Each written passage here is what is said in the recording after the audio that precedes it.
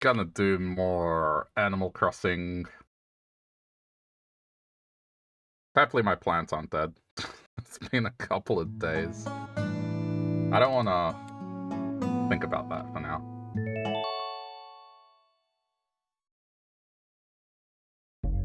Maybe there's wiggle room with that. Sure.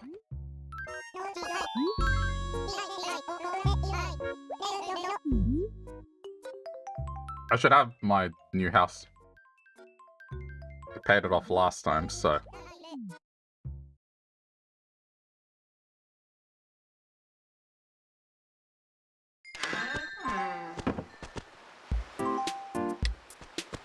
Okay.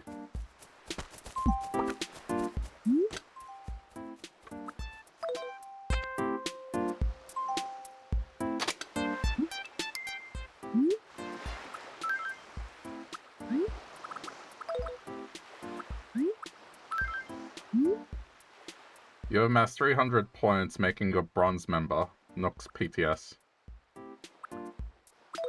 Alright, the point system.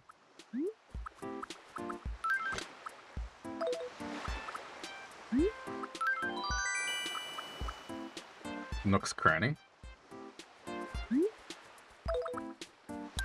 Interesting. Oh. Wow, no, flowers do die.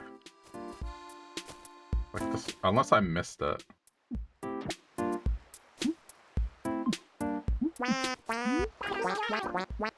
think I might owe you a big apology. The furniture that I asked for, well, I don't need it anymore. I guess I just had enough time to really think about it, and I changed my mind. I'm sorry. Oh, yeah. I mean, I couldn't find it anyway.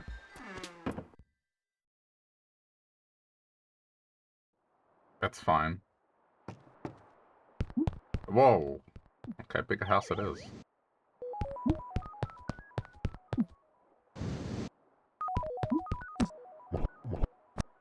Alright, let's take a minute.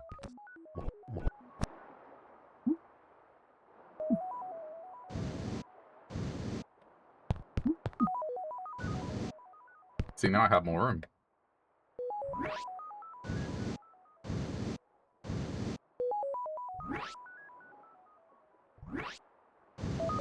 Oh my god, these gestures. They couldn't make it a simple button press, could they? I know, the Wii is revolutionary. Everything must be gesture-based. They'll love it. It certainly won't age like spoilt milk. Well, I guess just age like milk.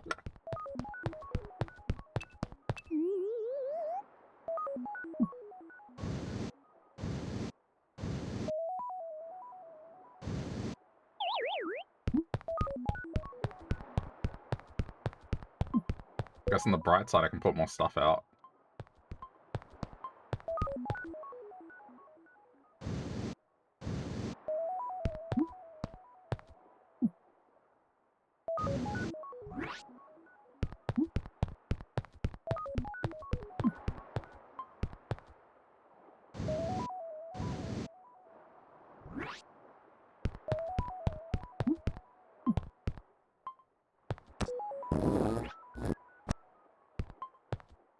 That is a very brap leather sound.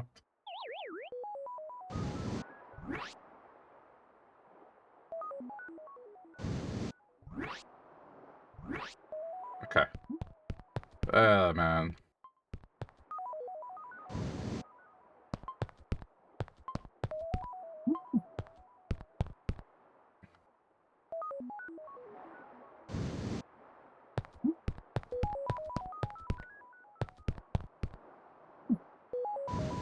Maybe I just need to be a little more gentle.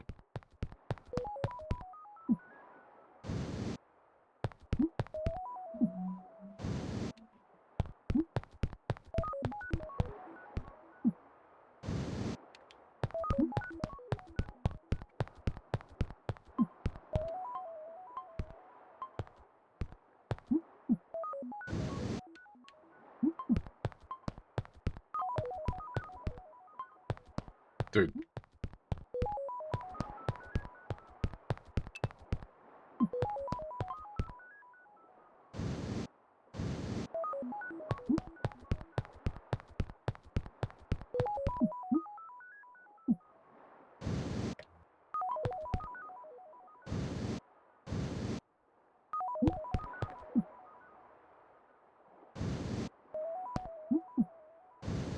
I do want to keep that there. I mean, I guess I can put a gap between this.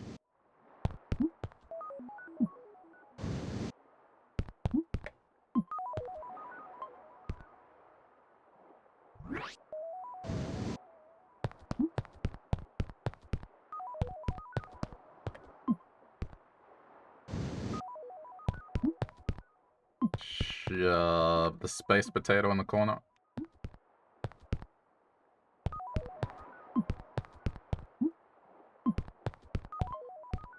Good.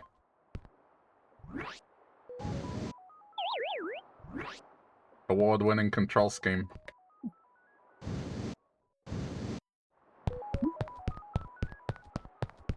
Yeah, for now. Let's see what else I got, now that we have a little more room. I could probably put out the bookcase.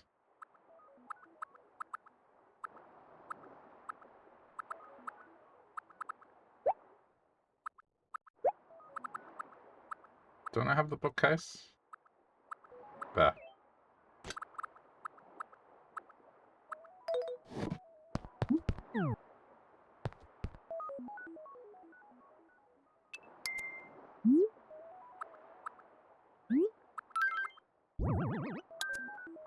Yeah, see, that's fine. A little reading area.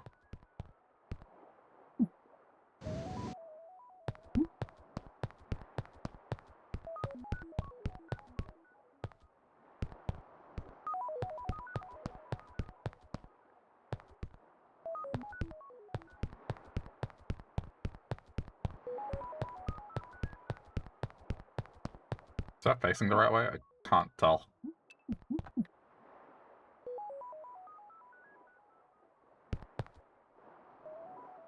Alright, good enough. For now, that will do.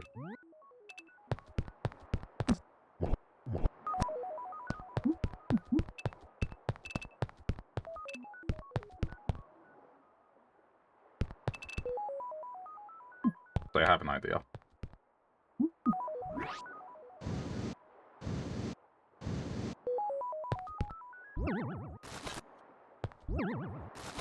Was I really not facing that? Alright, it doesn't matter. Okay, so...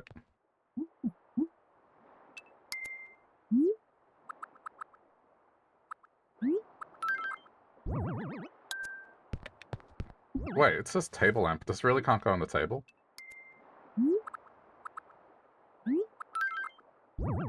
Oh, it can. Okay. Then...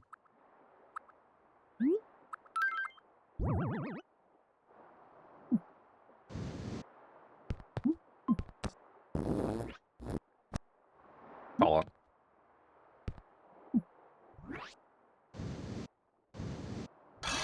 Gestures!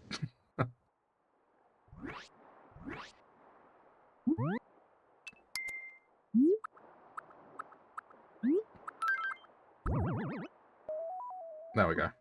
Hey, Gun, how's it going? Dude, please.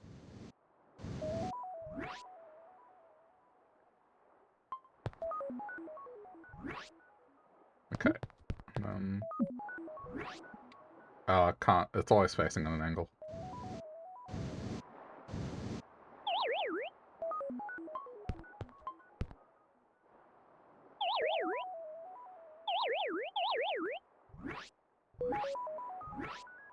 Sure. Alright, that works. So what did they give me this morning? Oh, it's like a mini model. That's nice. But I'm good.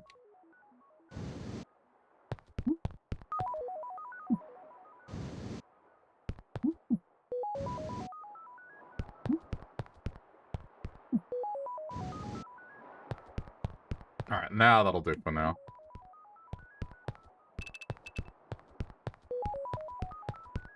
Maybe I should push it one more up.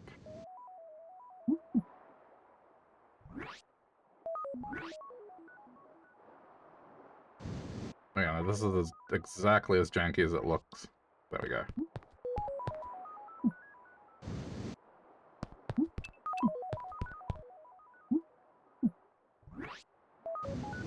Okay.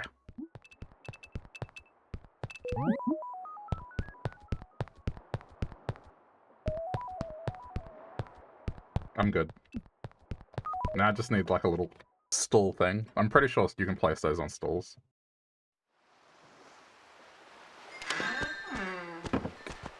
Alright, let's get to the morning stuff first.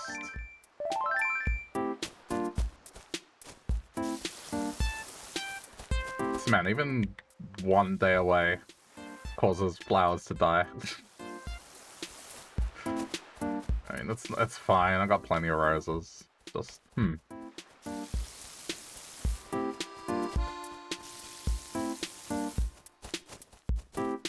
Did not expect them to die that quickly. The only explanation is maybe I missed that one.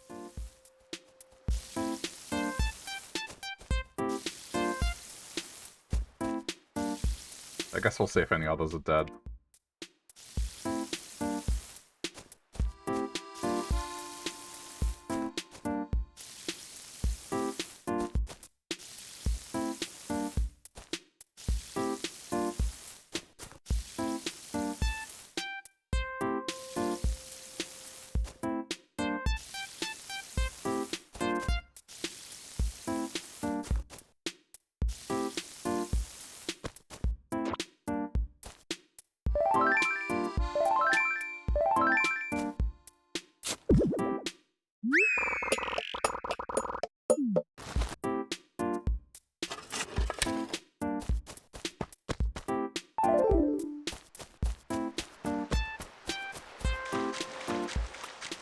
Curious to see how much it's going to charge me for the house. These seem fine. Same here. Oh, there's another dead one.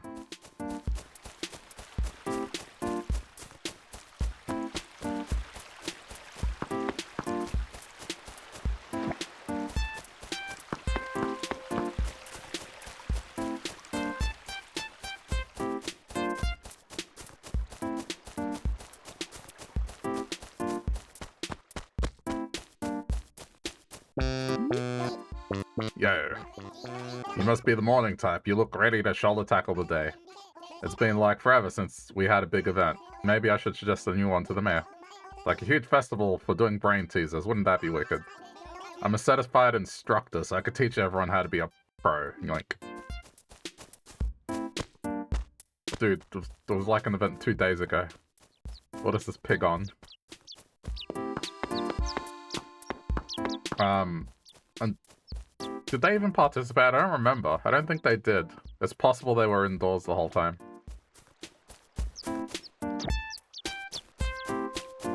Oh, what the random fruit there?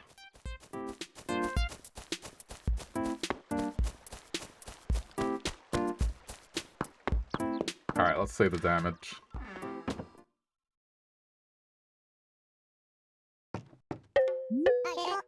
Ooh, they got a big stereo. And a big table.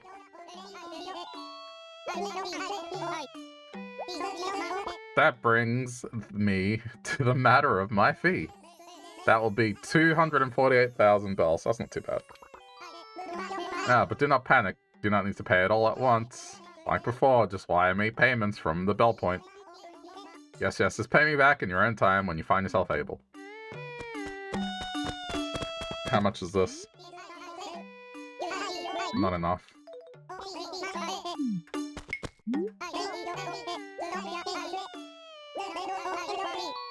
Nah.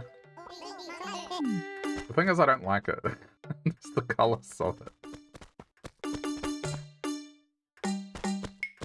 It's like every color you could imagine.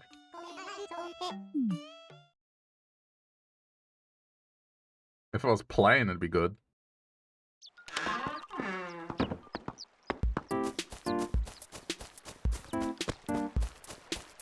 But I guess it's better than the radio I have.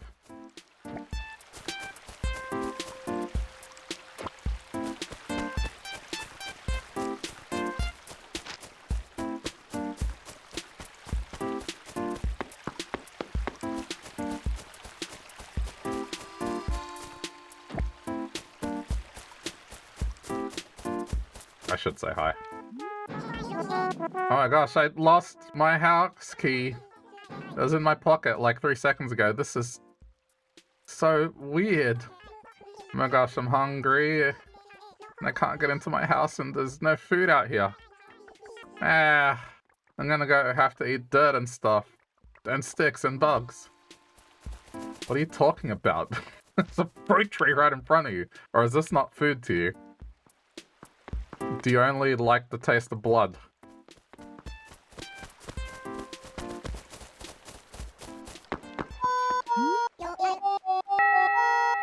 Yo. You must be the morning type. You look ready to shoulder tackle the day. Over the years, I've trained like a pro to be a world-class river fishing specialist. I'm no good at ocean fishing. The waves push the fish close and my hugeness scares them off. You also have to remember that the type and location of the fish will change. The sea fish section in my fish encyclopedia is full of holes, partner.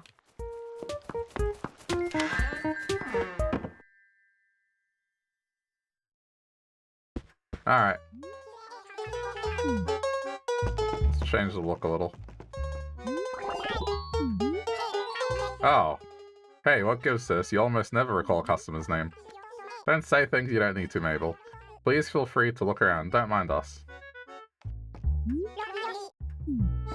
Okay, she's saying hi to me now. Progress.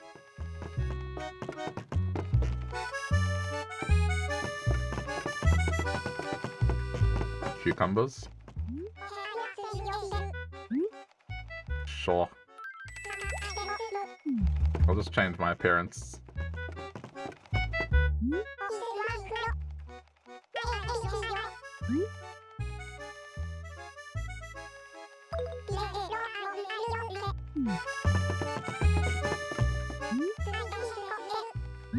Guess the other one's a pattern.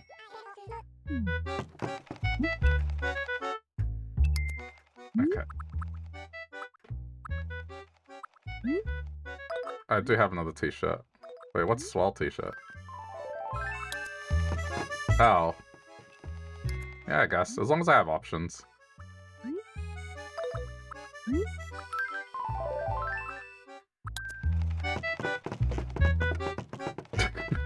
That'll work. As long as it's visually different.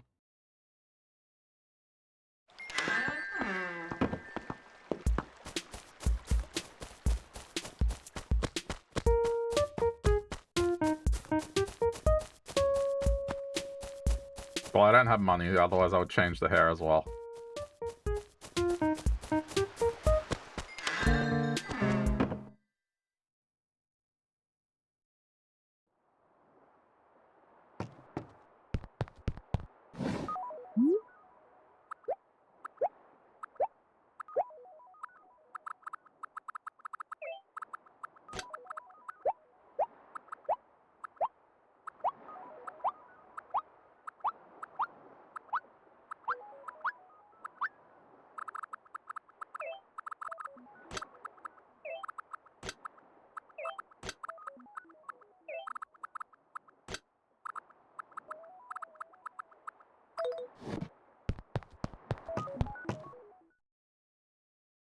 Very accurate input device. Glad they chose it instead of something like a D-pad.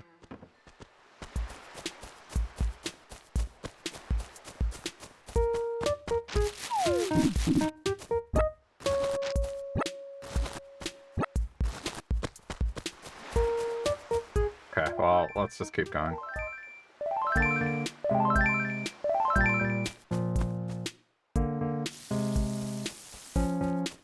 Oh, whoa, who are you?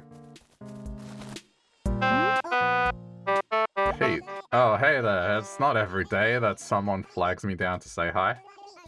Usually it's, hey, where's my package? Oh, me? I'm the mail carrier, Pete. These days a lot of folks don't send many letters, what with computers and cell phones and all that. But in this town, letters are still as popular as ever, and I've got the sword back to prove it. Guess I don't have to worry about my job, that's a plus. Oh, I forgot, I'm still on duty, gotta go back to work. See you later. That's nice.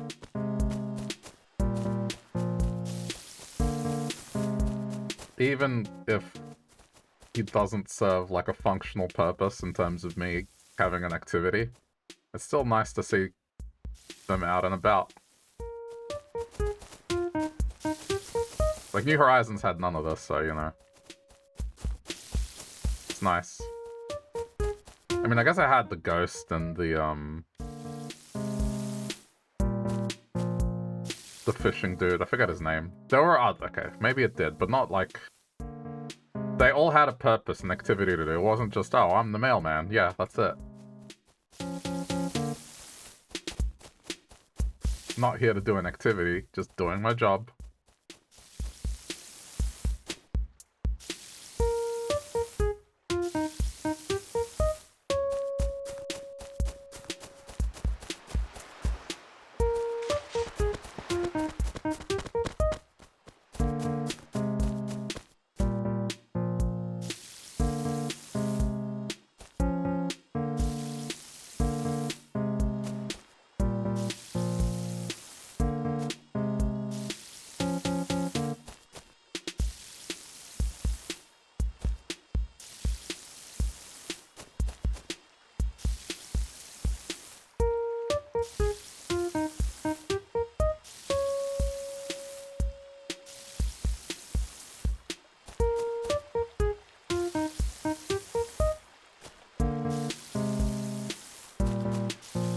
Okay.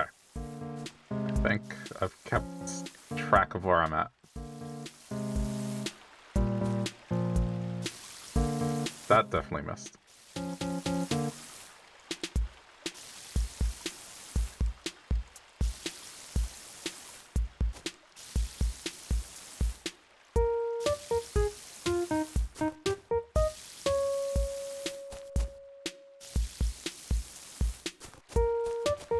And then these two.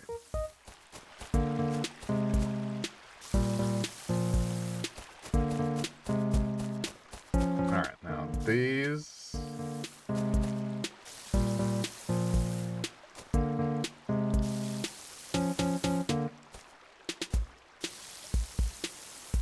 I should adjust the time one of these days just so then I kind of get a nighttime session in.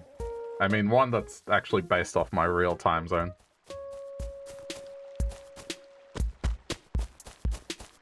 I just set it to this because, well, there's no risk that the shops close early or whatever. And if I want to play this late at night, I can. Without running into progression blocks.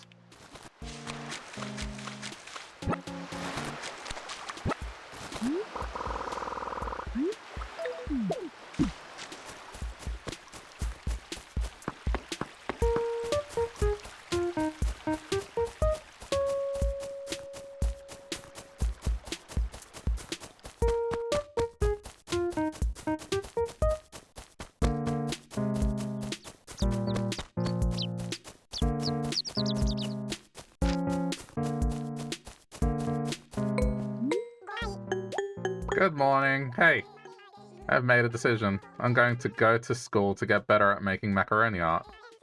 There aren't any events for a while, so making macaroni art will keep me busy. Pretty wholesome.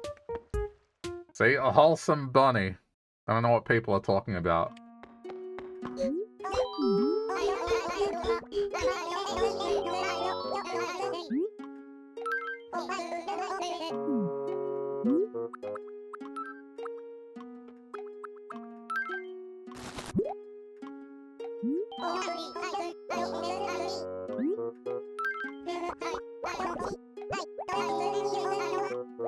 I got it already.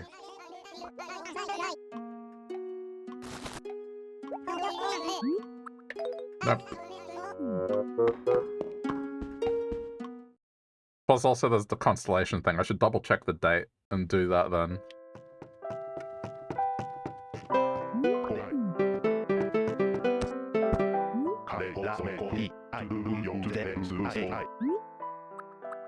Go for it.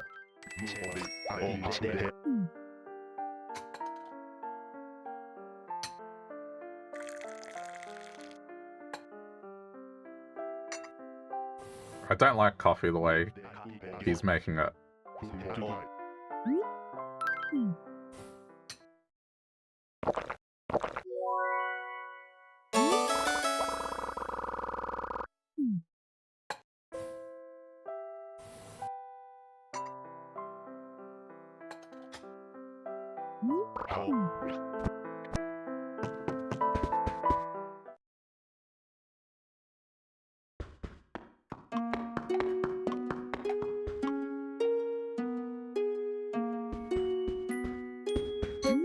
I need a reminder. What date did she say?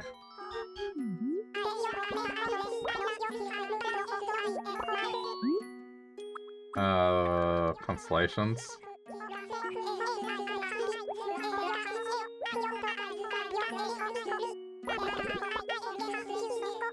Can I view my existing ones though? Hang on, maybe I need to interact with this. Stargazing. Oh, check times. Here we go.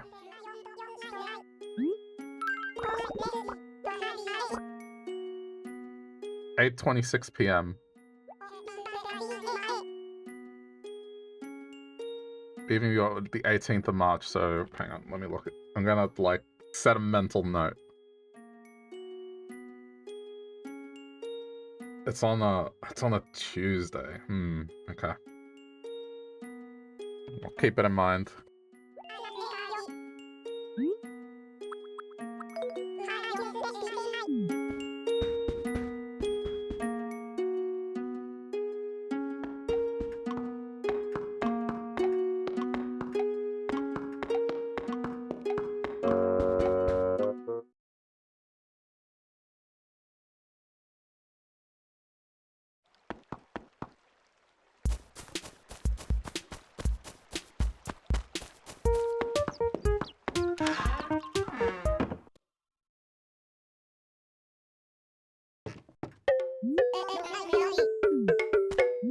I am very poor.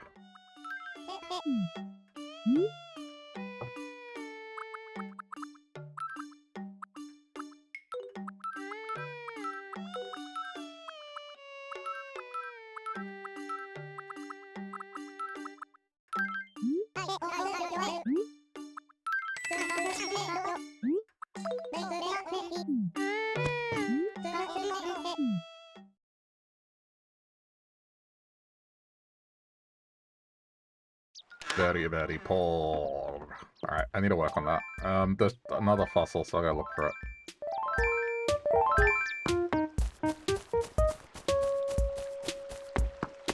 What's up? Whoops. Didn't mean to hit you with a shovel. Do you want a regal carpet? I went a little crazy and Sword and Stone. I forgot I'd ordered one from the catalog already. So I'm looking for someone who'd be willing to...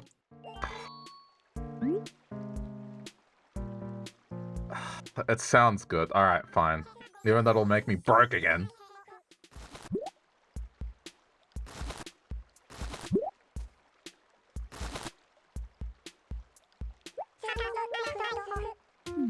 It's because you're so polite. That's why. I feel guilty if I say no.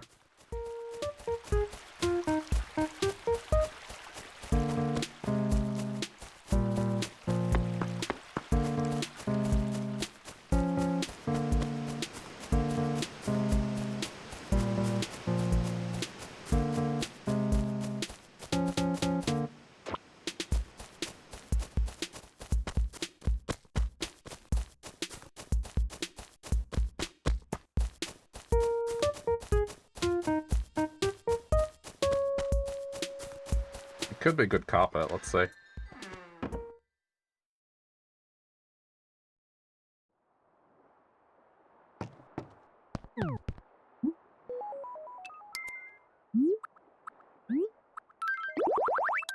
Oh! I kinda like that. I mean, it's a lot of blue. I'll keep it for now.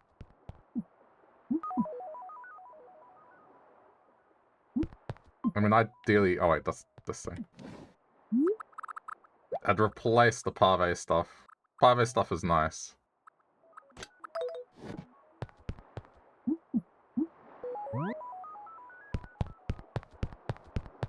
But this combo with the wall looks good. I just need better furniture, which I'll work on. Hey, Danathy, how's it going?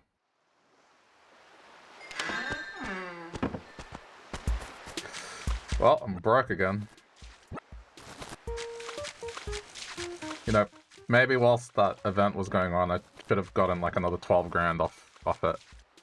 That would have been a smart idea. Oh well.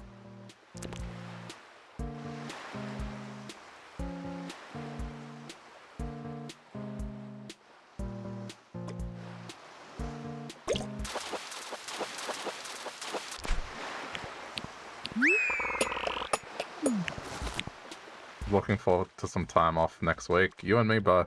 The Monday. I'm doing alright. Just, middle of the week. Just want to get to the end of the week already.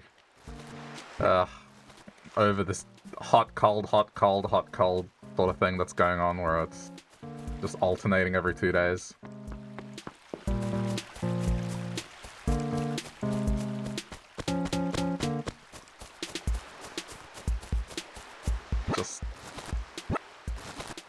I don't mind it being hot, I don't mind it being cold, it just needs to make up its mind.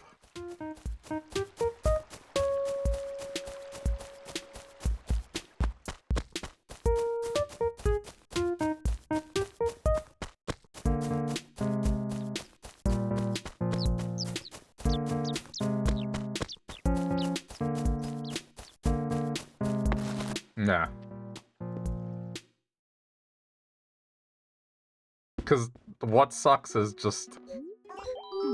Especially when it happens in the time span of a single day, it's like you start wearing shorts and a t-shirt and then you end up having to change because it's cold.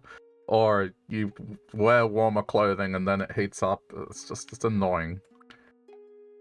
Why am I here? Oh, right, I thought... What did I think? Sea bass, idiot.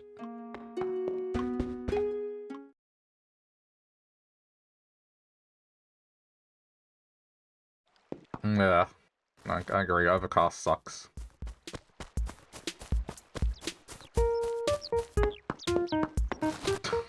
Why I went to the museum. I think in my mind I caught a different fish, and mentally I was like, oh yeah, I haven't got this fish, and it was just a stupid sea bass. Like, what is wrong with me? It's the hate, man, it's getting to me. Hey, Star, thanks for the raid. How's it going? How was stream?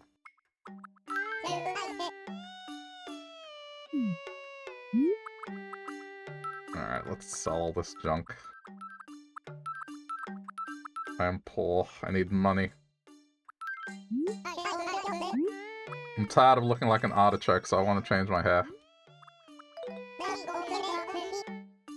Hello, condoning irony. That's a great name.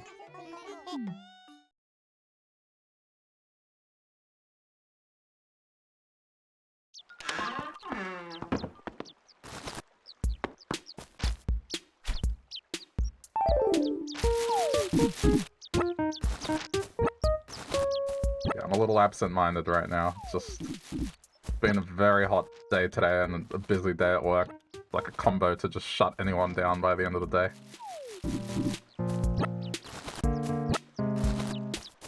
So I'm just chilling with Animal Crossing. My debt is now 248,000 bells. And I have a grand total of, what, 2,000 now? 3,000, okay. 1% at least. I think I'm doing okay.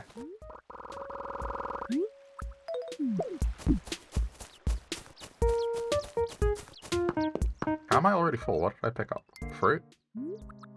Yeah, fruit. Okay.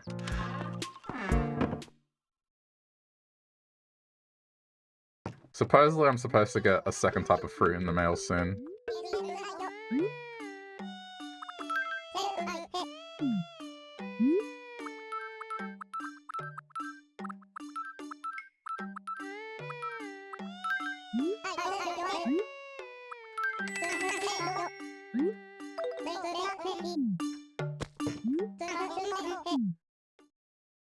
Okay. I have enough to change my hair.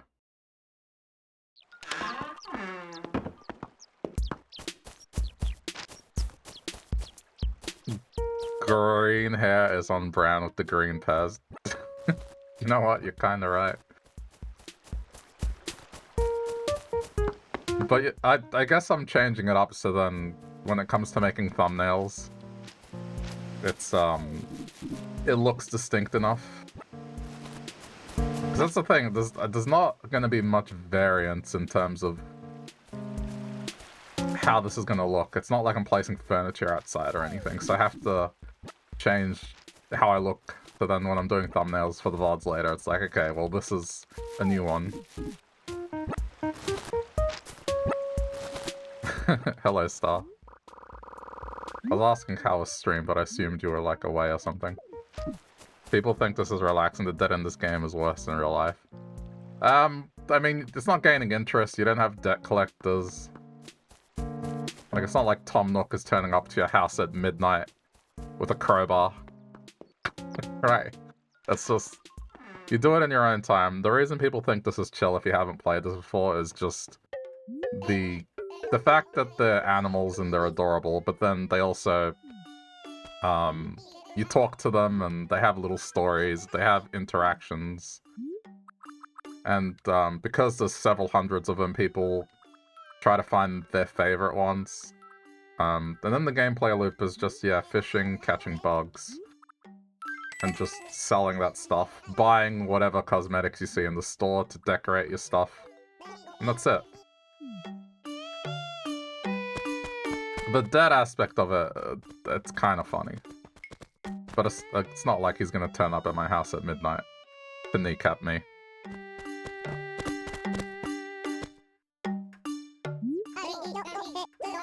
The debt, I firmly believe the reason it's a thing is because there are a lot of people that, when they look at these kind of games that are open-ended, like, you know, they don't really have a primary purpose, they question why you would even play it. It happens a lot with games like Harvest Moon, Stardew Valley, for example. Because they don't have an overarching goal that at the start you're made aware of. You kind of just get dropped into the game and then there's stuff for you to do, but there's no logical end, really. You can just keep playing it forever. So at least with this, the whole debt thing is just structure. It's like, hey, I started this game, I got given this house, I have to pay off the house, and right off the bat you have a goal to work towards.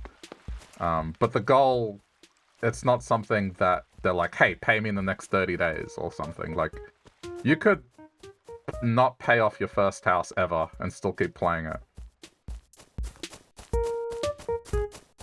So I think it's just a way to, I guess, get people into the game that otherwise wouldn't, or at least give it more of a try.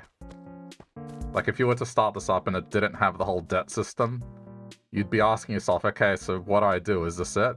Like, am I just walking around fishing, catching bugs? For what? So, that's the purpose it serves.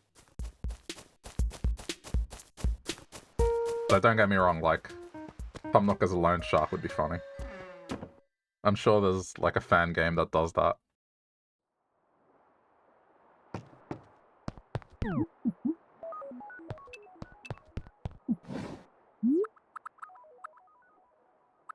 Do I want this out here? I don't know. I guess I could always... hang on. Let's adjust.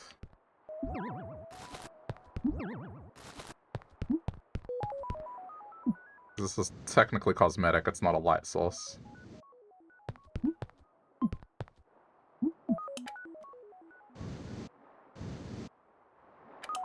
Oh no, it is. Okay, well, whatever.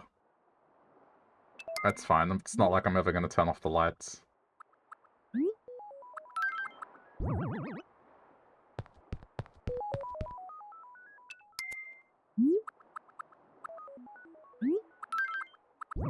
Oh, wrong one. You're imagining a Five Nights at Freddy's and Animal Crossing crossover, defending your home from Tom Nook coming to collect. I would play the hell out of that.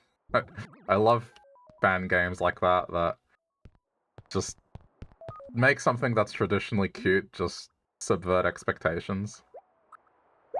One game that I played a while ago, for the Switch was Miitopia, and it's just an RPG game where, you can make the characters in the game whatever you want, so you can design them around Miis, but the Switch version let you, make textures for the face masks. So you could make crazy ones. Like I had Isabelle from Animal Crossing, Gordon Ramsay. Who else was in my party? The Burger King, Ronald McDonald. Like I just had a bunch of insane characters all cross over in an RPG, and it was great. So Isabelle was like a rogue character. This cute dog from Animal Crossing just running around shivving everyone.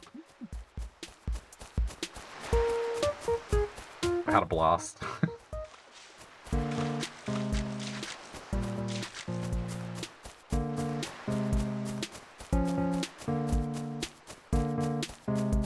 Make it happen. I'm not talented enough to be a game developer. Or patient enough.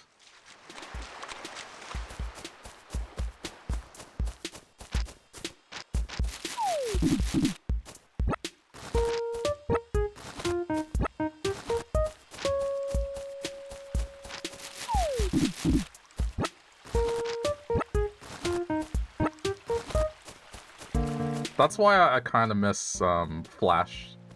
I mean, geez, this is gonna make me sound old, because there are people out there now that are like, what's Flash? But that era where people could just make those kind of ridiculous games really easily.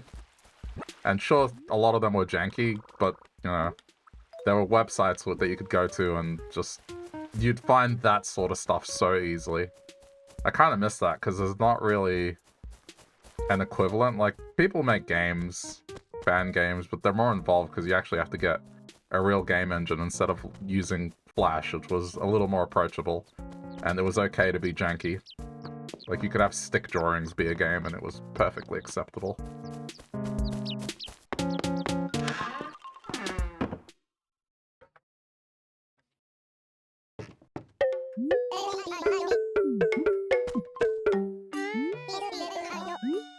I played many a crappy Mario fan game back in the day.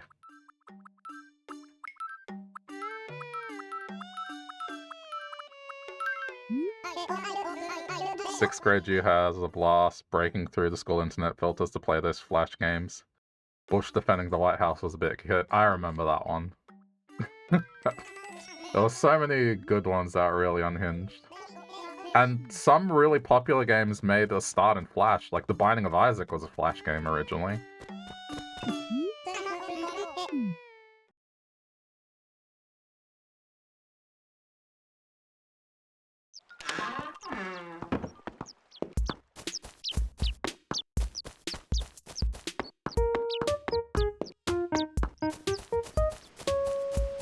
There were all the Smash Brothers clones as well.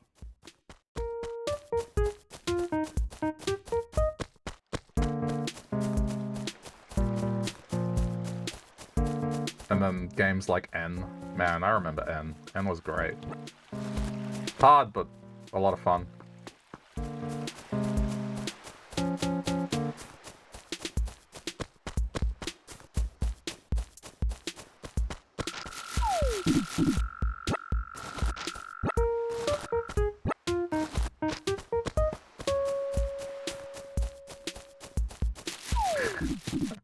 On the topic of school filters, like, I remember the dumb way I got around our internet filter at school was, I would get into the computer's permissions, and then I would deny myself access. So then, it would log me in locally instead of the school network where the filter was applied, and then from there I could do whatever I wanted. Of course, someone caught onto it, and they ended up disabling right-click. Which then that's part of the reason I learned command line, was just to get around those stupid filters back in the day.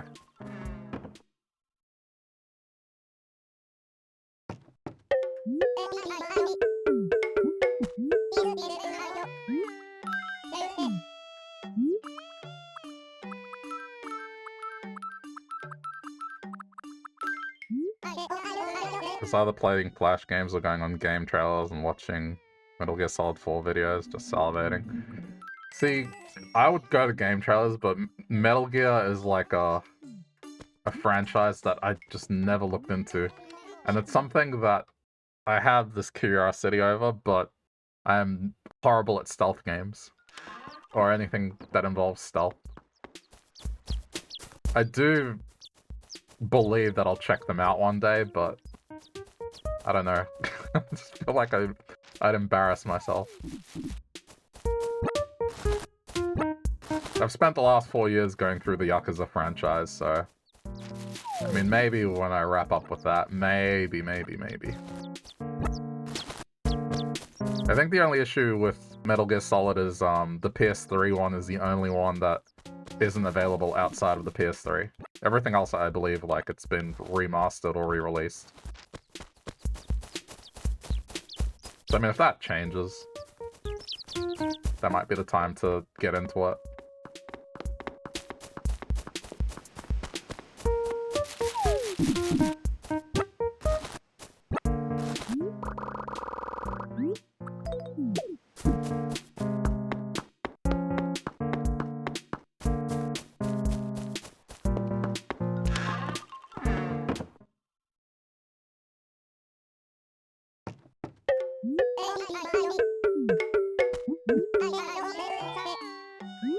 What? No, I don't want to buy a fishing rod. I just want to sell you my junk.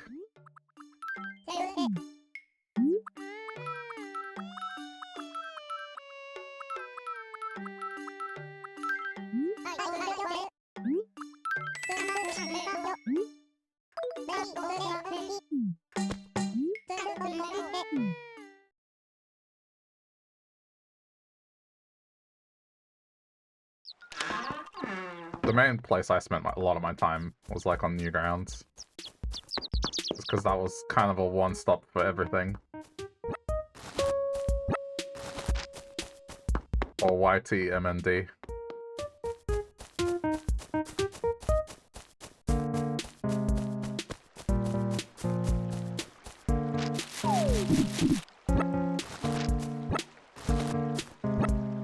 Gotta walk the dog, then you'll be back to bug me. I look forward to it.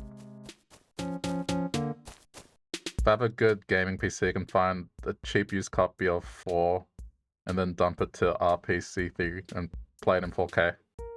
I mean, I also have a PS3, so like I could just play it on the PS3, and I have an upscaler.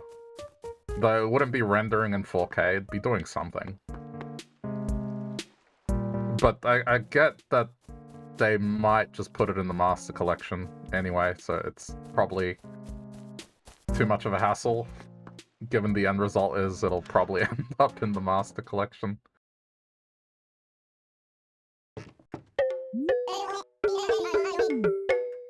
It's like with this, like I could run this through an emulator if I wanted to, but I'm playing it on a Wii U with an original copy, Wiimote, and running it through an upscaler.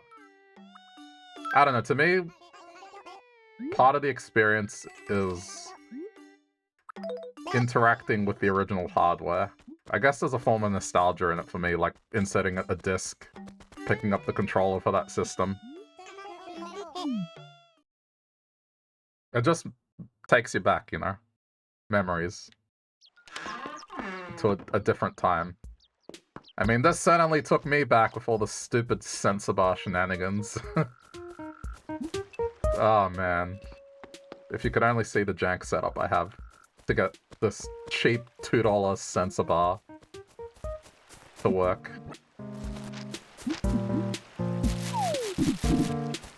The only thing that won't be in the Master Collection is the online, which you can play on RPC S3 with fan-created servers.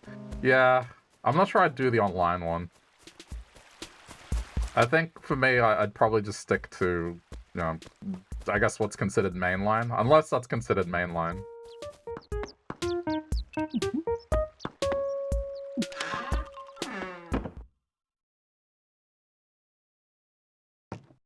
Oh, the PS3 is your favorite console? Nice.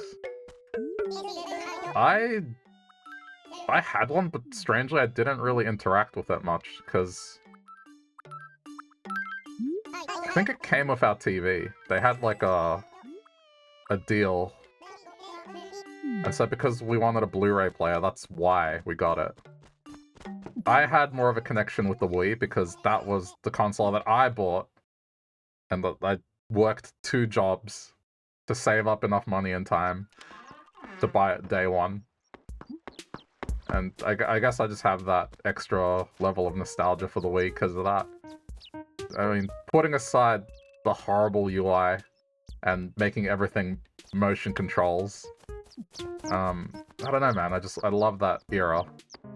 The DS and the Wii for that reason, because the Wii was the first console I bought that was of its time, and the DS was the first portable I bought of its time. Like, yeah.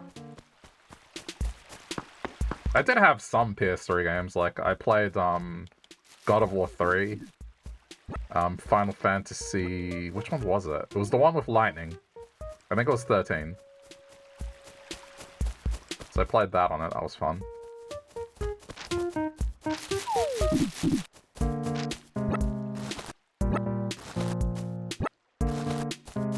Trying to think what else. It was very limited what I played on the PS3.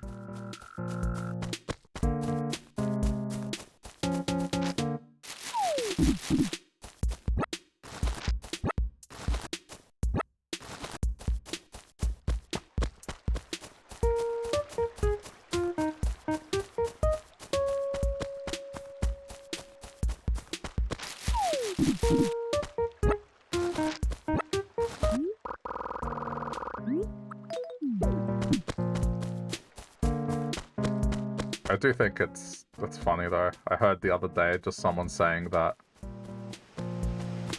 the PS3 to some person will be the equivalent of what the Super Nintendo was to them, and that made me feel old, man. What were the first games I got? Let me think. I mean, I don't have memories. So the NES was my first console, but I don't have memories of what games we got first, because they've been around as long as I can remember. So the only game that I have like a memory of my parents purchasing was Super Mario Bros. 3. And that's because they were excited for that too.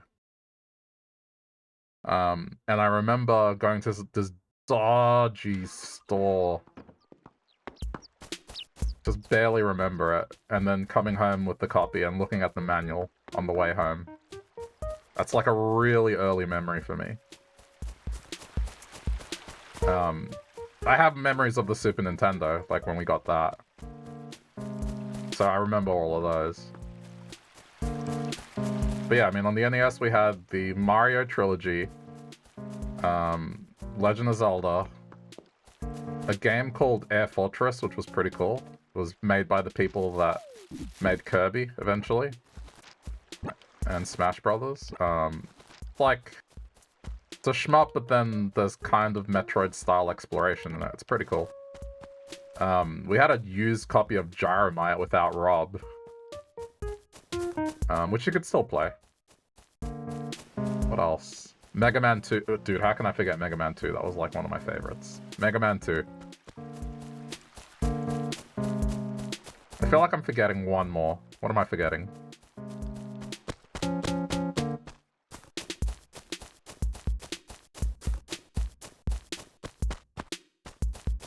What am I forgetting on the NES?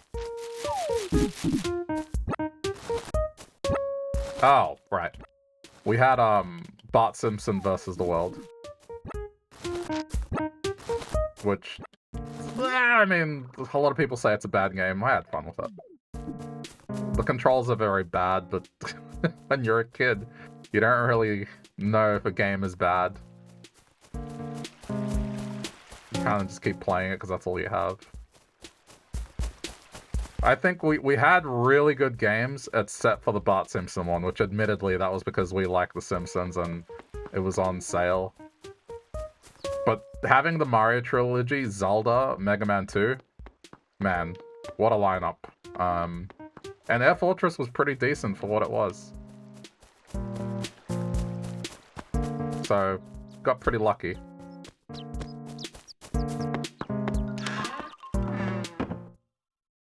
And I mean, even with the Super Nintendo, we had really good games as well. Like, my dad, despite not really being a gamer, just, I guess, had good tastes.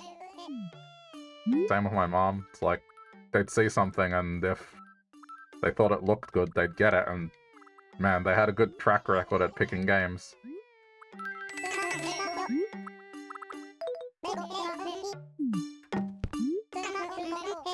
I can't believe the PS3 and Wii will be 20 next year. That's crazy. The first game you ever remember is Ace Combat 1 on PS1 and ESPN Extreme Games. Oh, man, Ace Combat, that's a cool game.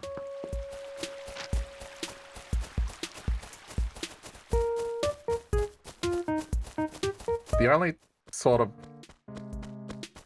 like, they mirror BMX on PS2.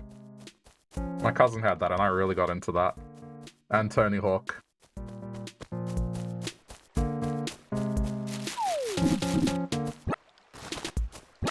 I mean, on the PS1 we had, Crash Bandicoot 2 and 3. Those were the primary drivers. Gex, Enter the Gecko. Which, I mean, a lot of people meme about Gex, but I had fun with it. What else do we have? We had Disney's Hercules game, which was just ridiculously hard for what it was. I don't think I ever finished that game. Wipeout 2097. That game I loved.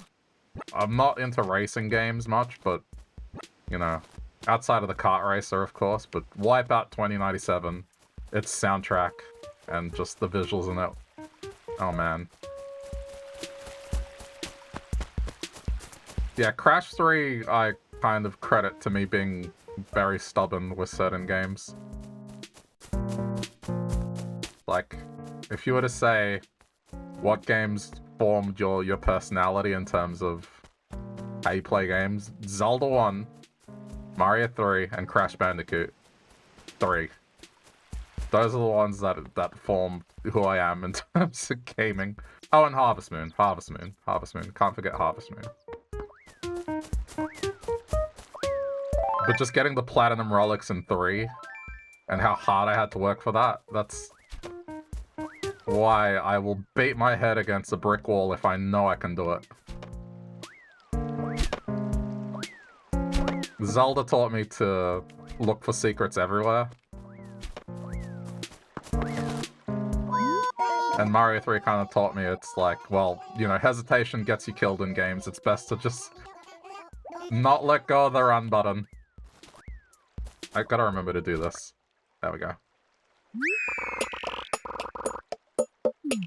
What I don't think of the remasters. I think visually they looked good. They kind of dropped the ball in terms of the physics. They became too accurate. And especially with the time trials. I don't think I've ever been so upset at a game than Crash Bandicoot 1 Remastered time trials.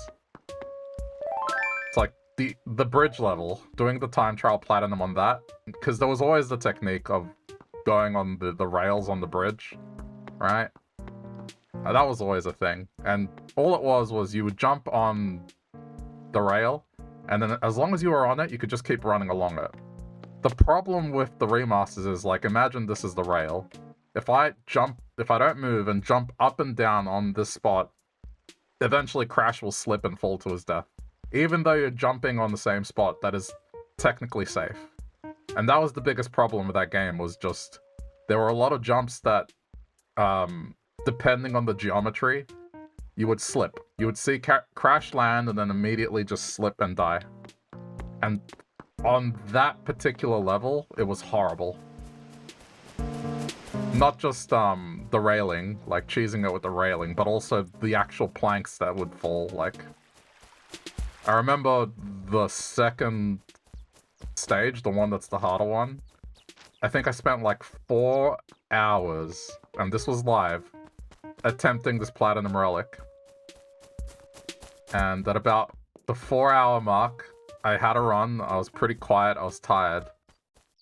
And I'll never forget this because it made me so upset. But I was gonna make it, and then the very last jump, it did that thing where I landed and I slipped through the geometry. And I yelled. Like, I didn't think I've ever yelled so loudly in my life at a game. Like, it actually hurt me. Physically and emotionally, and I just had to stop.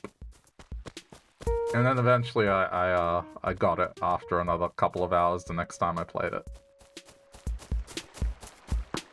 So, yeah.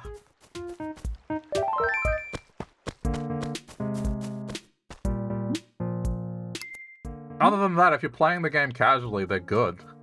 It's just when you start doing the time trials, man, it can get... yeah.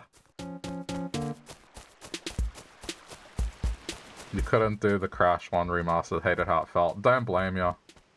And the extra levels they packed in, holy crap. Those were hard.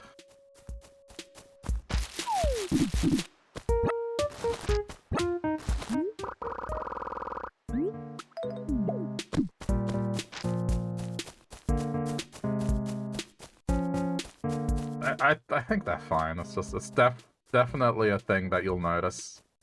You play them as just, yeah, this doesn't feel right, and you wouldn't be able to put your finger on it.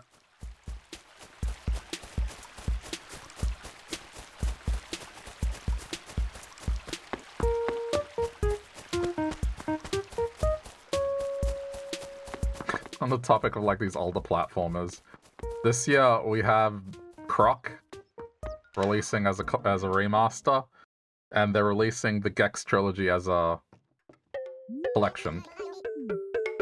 They just announced it like this week, the Gex trilogy.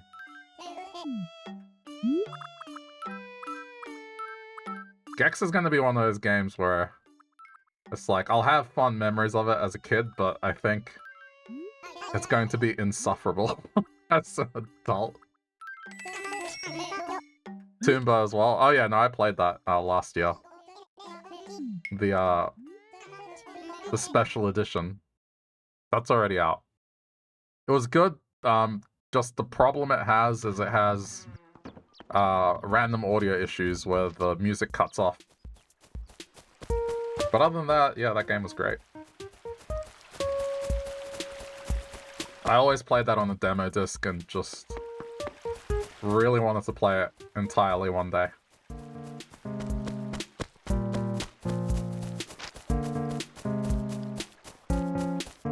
The hero was called Tombi, but I gotcha.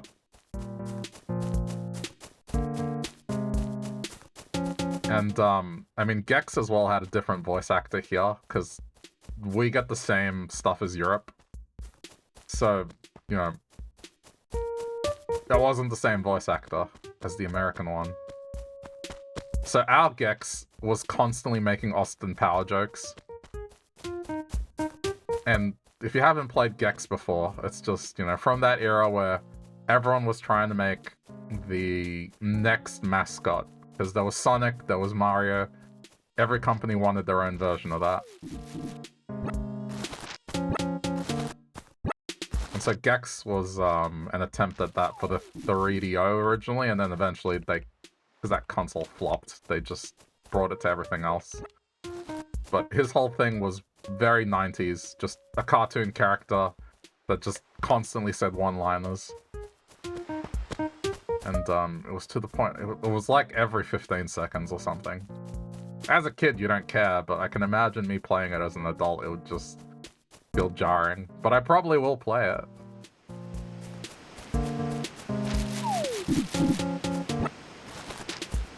It's nice when the games that are really expensive on the PS1 will get remastered. Oh yeah, for sure.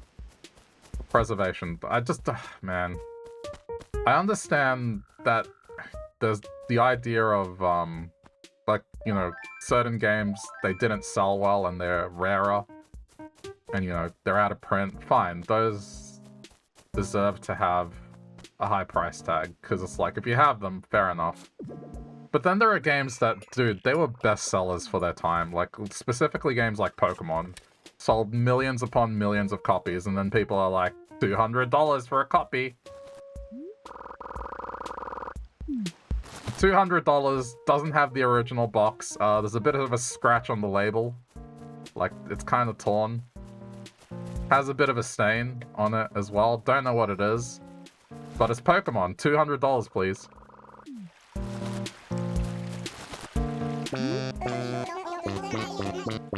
Don't run too much or you'll trip on something and take a wicked spill. So today I was thinking some majorly deep thoughts and it caused an epic brain cramp. Now I'm out for a power walk, I can't reach. And it's the only thing that'll chill out my brain muscle. Yoink. Thanks, man. Yeah, I don't know. It just annoys me. Just...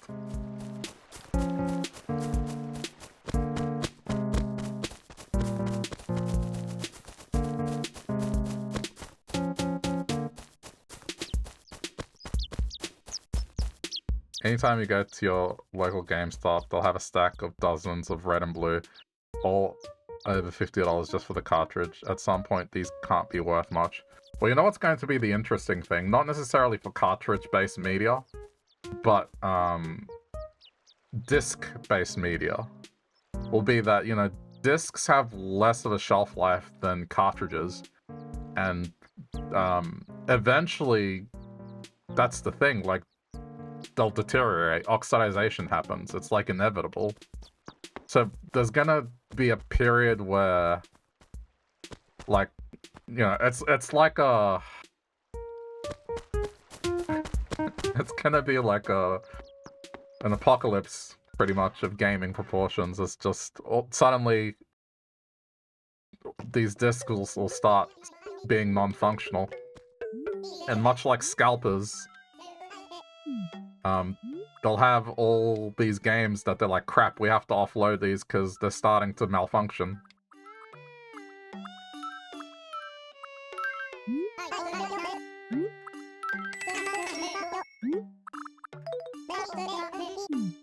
I think part of the problem that's affecting it is, I mean, one, selling nostalgia, but then the other thing is, and I fall into this boat as well, it's just the rise of content creators and gaming on the internet. Everyone wants to share gameplay. And so, you know, a lot of people want to actually experience the stuff they grew up with and share it. So it's like a supply and demand sort of thing. It's just, yeah, there are people that are streamers that have decent income and will just, they have no problem forking out $200 for a copy of Pokemon.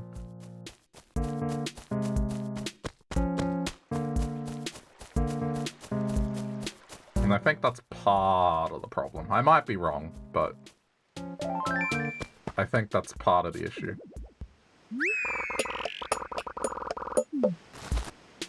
I don't know.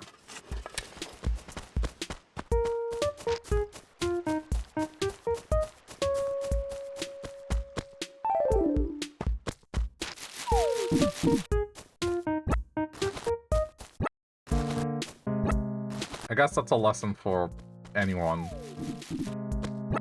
Is just don't get rid of your old consoles, because one day you'll have, especially if you're into gaming, one day you'll have nostalgia for them, and then you'll miss them, and then you'll have to buy these games at stupid prices. And don't even do it for a short-term thing where it's like, oh, the PlayStation 6 is coming out. I know, I'll just trade in my PlayStation 5 and 10 of my games so I get $100 off the PS6. It's like, don't do that. Keep it. Just keep it. Trust me. Keep it. I've hung on to all my stuff. With the exception of the Wii that stayed with my brothers. But, you know, that's fine. They have it at least.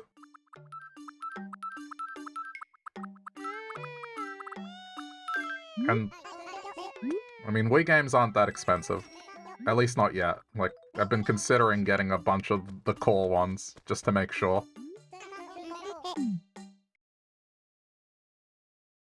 The pandemic really hiked the prices too. Yeah, that was another thing that affected it, everyone at home.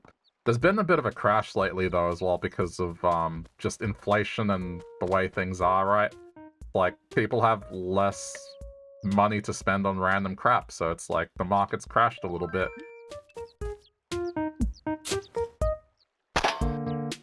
Oh, see, that does nothing.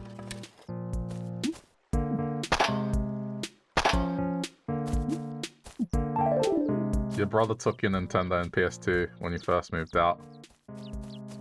Yeah, that sucks. I mean, so I could have taken the Wii with me, but I didn't have the heart to do it. I was like, nah, it's fine. I love the Wii. You know, I worked so hard for it.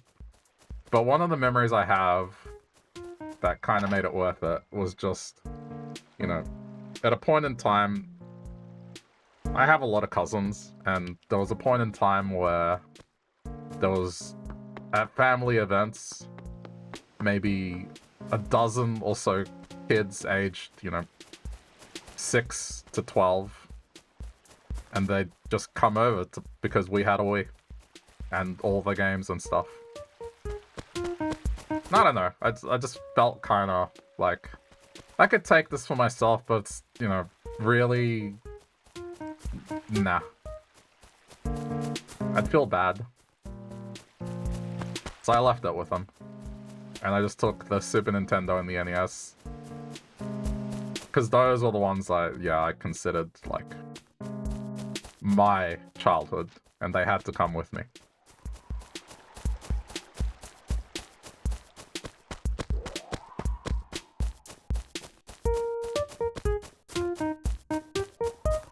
But yeah, I think I might start getting some of them. Like, I do have a couple. Like, this is one of them, and it was pretty reasonable to pick up a copy of this. It was like $24, which is fine. It's reasonable. That's how much a used game should cost. That's sold millions. It's like, yeah, reasonable. It's not rare. It definitely sold less than a Pokemon game, let's put it that way.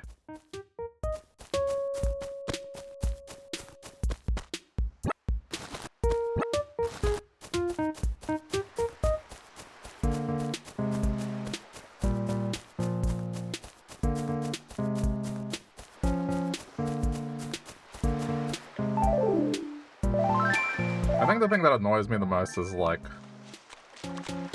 particularly Nintendo, they're effectively like Disney, where Disney had the Disney Vault for the longest amount of time, where they would refuse to release movies to create like an artificial scarcity, and then they would release them periodically, so then people would buy them. When the entire time they had all the power to just make everything available. It's kind of the same here as, like, Nintendo right now. They could make the Pokemon games available on Nintendo Switch Online, but they choose not to. And there's no valid reason other than artificial scarcity and just making people buy the new games.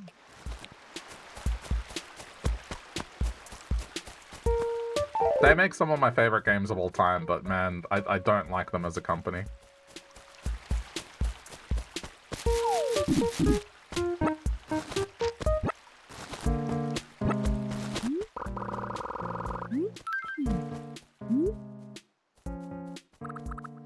Nintendo is worse. They turn off the ability to play them once a new one is out. What do you mean, turn off the ability to play them?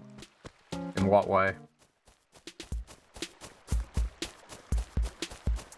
Give me an example. I have all my Nintendo games. I can still play them. Unless you're talking about ones that have online functionality. Well, Nintendo is not the only one guilty of that.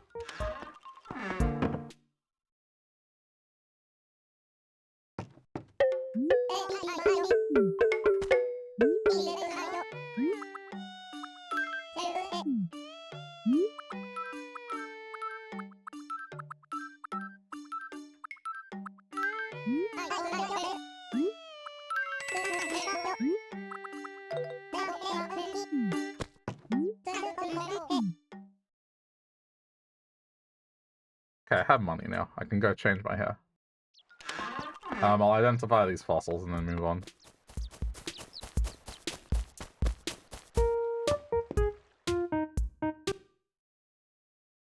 You're talking about the recent stuff with Virtual Console stuff, having to rebuy them on each console. Oh, yeah, that's a digital distribution problem. That's a separate thing. That's just them being terrible at digital distribution, which they still are.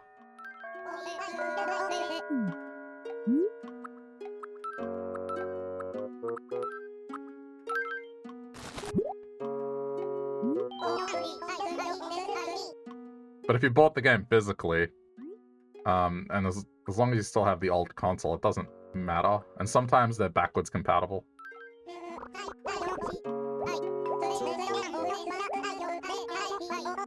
Oh, this is new.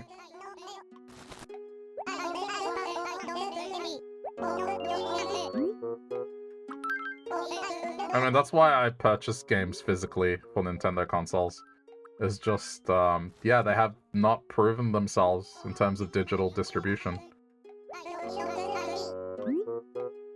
The games that I purchased on the Wii, whilst they're still on the Wii, that I have back at my parents' house, I don't have access to those. Whereas in games that I purchased as a teenager on Steam, hey, I can still download them and access them. Steam is like the gold standard.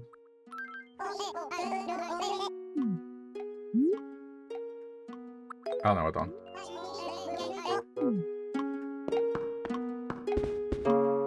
Yeah, I mean, they're trying really hard to go digital only, but they still have a bit of an uphill battle. And that's just because high-speed internet is not ubiquitous. I can't even say that word. Ubiquitous. I'm tired, but you get what I mean. And,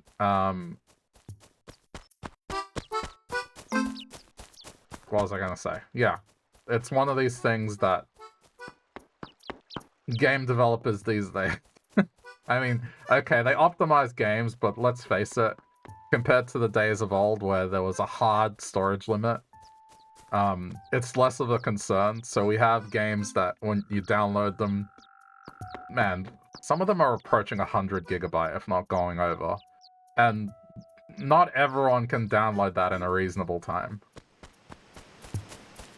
And that's the thing, sometimes that won't be able to be helped in certain countries. It's just, that'll still be a thing for the next 20 years.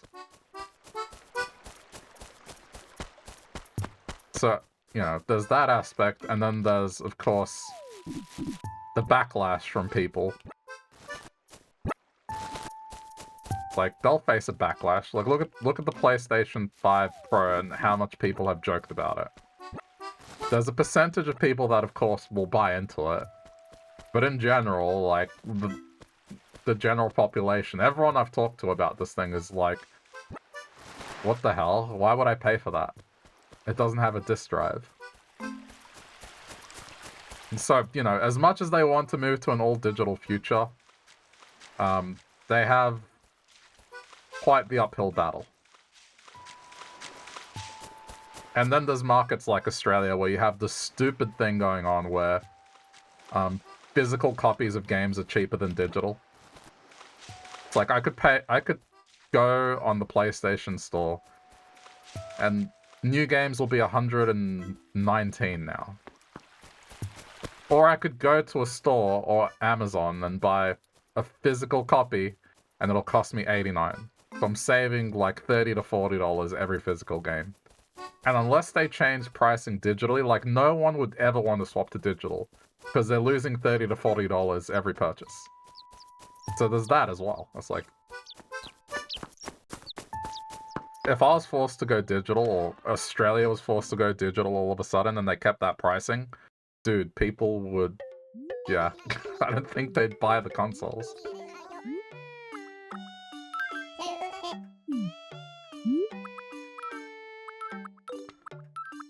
Do you want games to shrink back to manageable size? Games are too big, taking years to come out, too long to complete, and can't make their money back. Yeah, well, that's a problem of the game studios. It's like, for some reason, they've convinced themselves having these massive budgets is just something that they have to do with every release. Like, take Ubisoft, for example. Ubisoft is in a lot of trouble financially. And it's because they have had insane budgets for their games that have come out the last 5-6 years, and each of them have been a flop. Relatively speaking. Not a Concord level of flop, but a flop in the eyes of like how much money they put into it, and how much the game actually sold.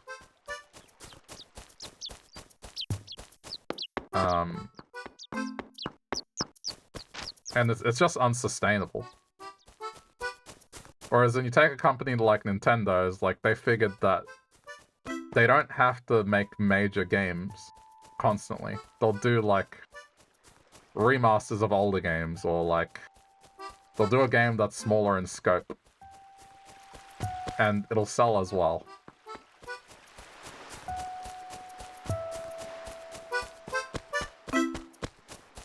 It's really just any company that is into the whole live service thing. That's generally the ones that are putting these large budgets into games when... I mean, there's nothing wrong with doing that, but they shouldn't only just do that. And then the people that end up suffering are the people that actually work in the industry. Which... I don't know, man. I think that's part of the reason why things are the way they are in the gaming industry. It's just really bad management on multiple levels.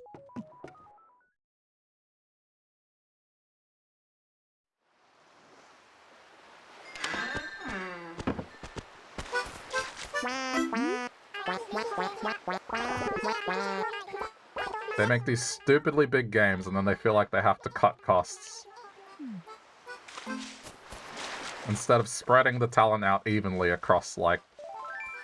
Instead of doing one big game, use the same workforce to make, like, 5 average-sized games. You know what I mean? But no, all of them are chasing that magical big release that, you know, will have people just in their ecosystem for the next decade. That's what everyone's chasing.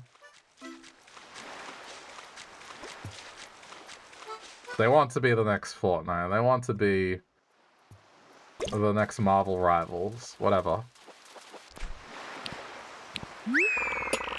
They want to be something like Roblox.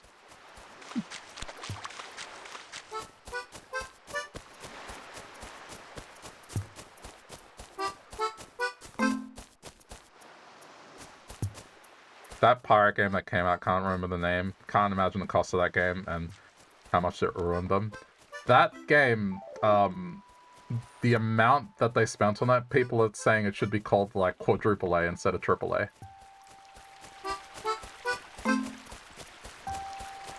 And you would think that they've learnt their lesson, but I was reading that there was like a recent earnings call and they were talking about just doubling down their efforts. It's just like, okay, that sounds like this company's going in the right direction. Great. Look forward to when it gets sold off.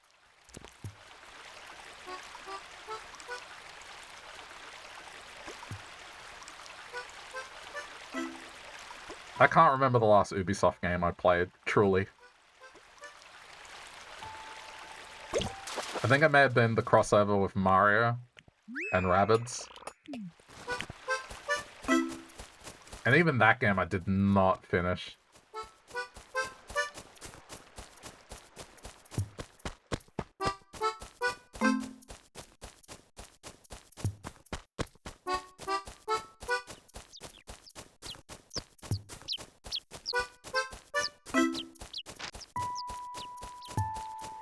The other thing is they have their own launcher, and I just hate... I hate their launcher. Oh my god, their launcher. Yours was Rocksmith, you think the original one? Holy crap, that's even longer. Yeah.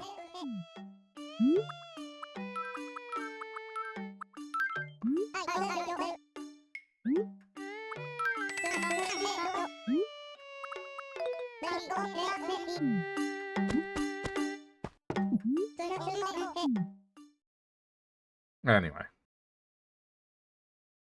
I'm hopeful that, particularly after recent events with, Sony's flop with Concord and then this whole...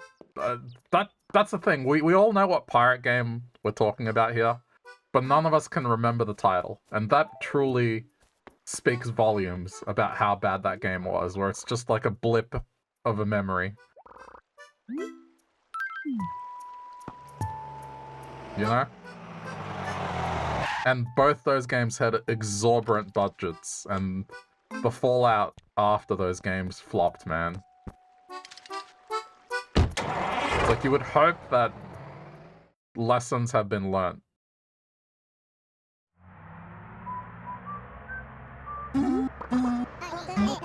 Ahoy there, me wee fry. I got a question for ye. Do ye like celebrity gossip? Yar, me myself, I can't get enough of the stuff. On me day off, I'm in front of me TV watching it till dark. Call it an old sea salt hunch, but me gut tells me a certain star couple be about to tie the knot. Yar, just look at that. We be bellying up to the city now, and the conversation we're about to get juicy. Well, you can always catch up by tuning into them shows. They ain't trash, they be quality. I mean, I would still call them trash, but sometimes it's okay to consume trash.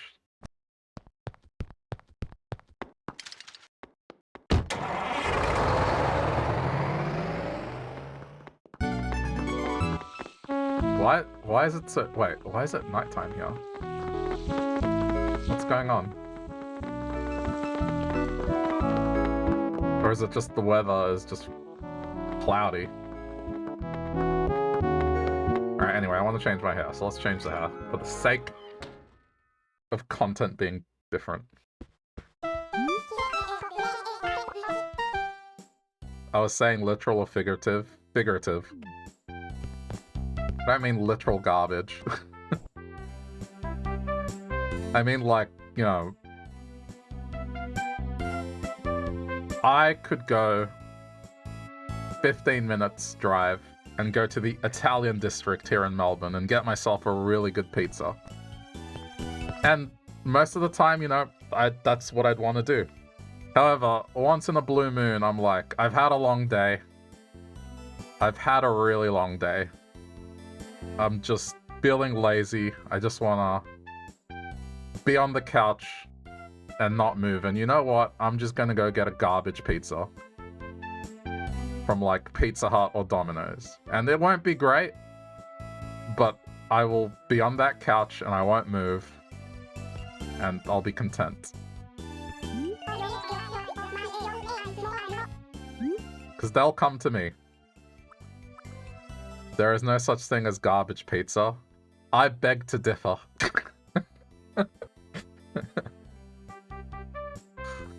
I beg to differ. Have you seen... I forgot the name of the Twitter account, but that's basically weird and bad pizza.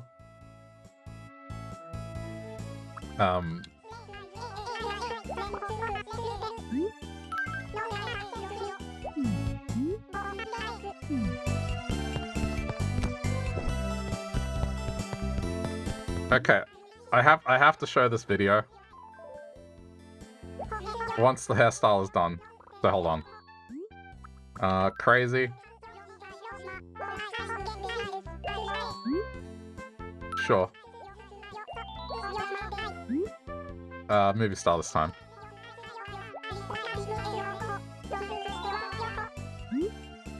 Something warm this time.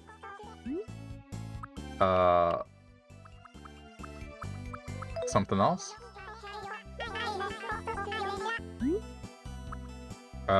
Radiant. Okay. While this is happening, hold on.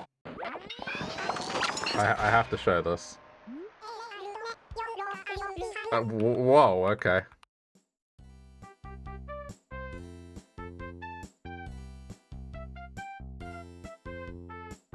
Let me see if... Yes, okay, got it.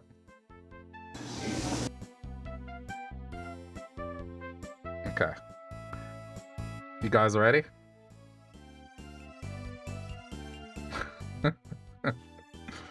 Okay. Maestre de pizza.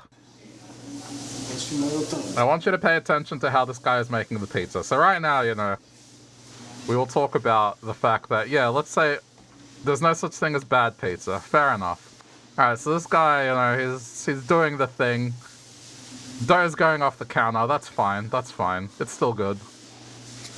Does a flip. Oh, there's a hole in it. Oh, well. That's fine. It's dough. You can just reform it. It's okay. Alright. So how about some, orange, whatever this is, yeah? Put that on. Yeah, yeah. Oh, yeah, no. It's got to have nondescript whatever that is. Yellow. It's not cheese, because in front of him is a tub of cheese. And then, yeah, that's it. Yeah! All over the place. Yes! Oh my god. Look at that sauce. Yes. But wait, you can't have pizza without sweet corn. And then you gotta season it, like Gordon Ramsay says. Into the oven. Into the oven it goes. Beautiful, fragrant, aromatic. Oh my god. It's going to be beautiful. You gotta have leopard spots on it. You gotta cook it for the appropriate amount of time. Cooked to perfection. Now, I want to say that everything here is in real time, right? So keep this in mind. We're not altering anything here. There's no footage being cut. So, you know, we've been having this conversation for, ooh, I don't know, a minute? It's been in there for about a minute. Closer to 2. Yeah, okay. It needs a little more time. Just relax, chat. Let the man cook, literally. Let the man cook. Okay. By the way, I'm trusting that the video is coming up because it's full screen, so, you know, I can't see chat. I'm just speaking out my ass, and it'd be embarrassing if the video wasn't showing.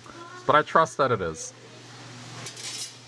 It's okay. I'm just making conversation while the man makes us a perfect pizza. Ah, look at that. It already looks pretty appetizing.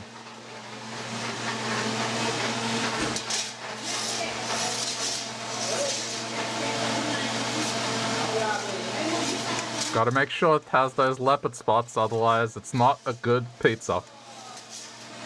It's all about the technique.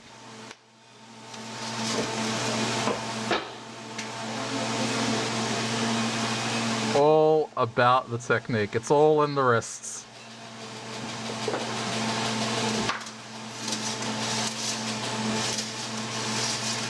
Gotta rotate it. Gotta let it cook evenly.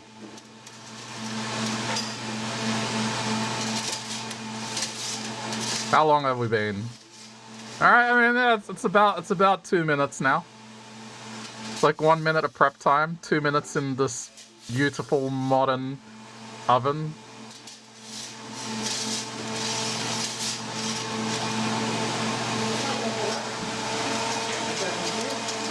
And you know, it's fast, it's efficient, it's nice. That's it. Look at that. How quick was that?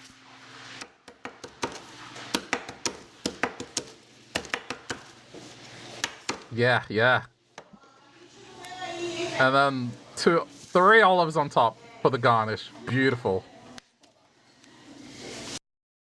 How was that not appetizing?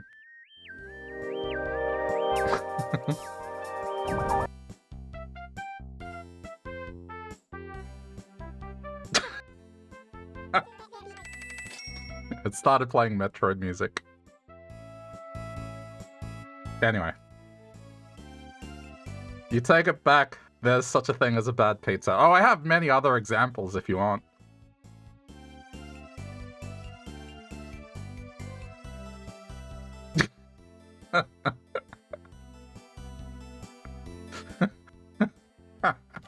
I'm just looking at the chat. Oh my god, the reactions. Yep. Yep. No.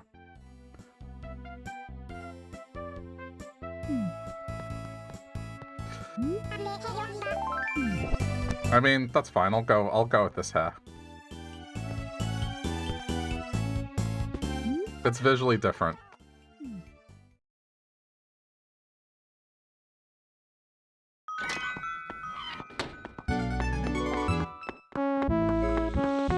There's some really bad pizza out there. Australia has its own share of bad pizza. Like, hang on. Now let me show you Australia's contribution to the bad pizza game. Okay. Oh my god.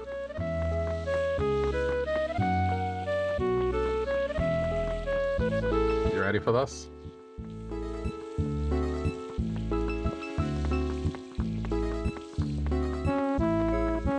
I would like to present you with the stuffed crust 4 and 20 pizza.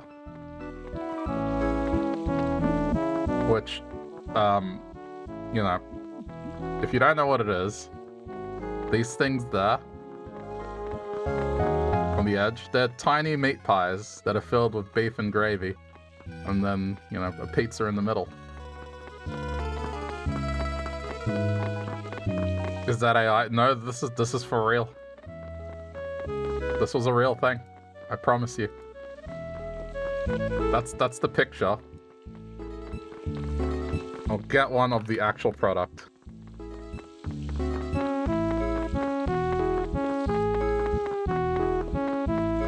If I can find one.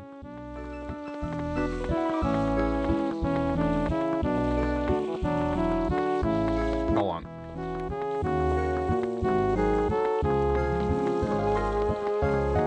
Yep, here it is. Got it.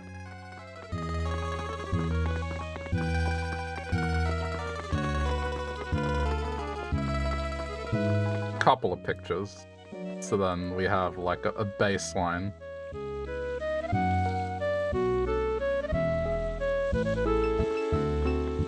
Okay. And I mean, this was a while ago, so that was one.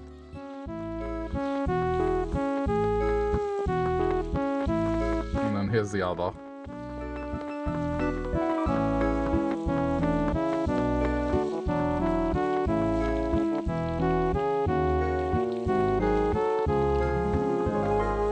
Makes sense that Australia used to be a prison island, still serve prison pizza.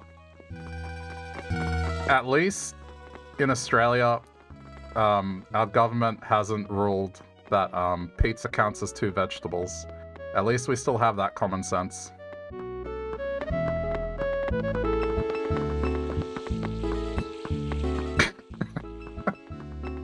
I still can't believe that's a thing.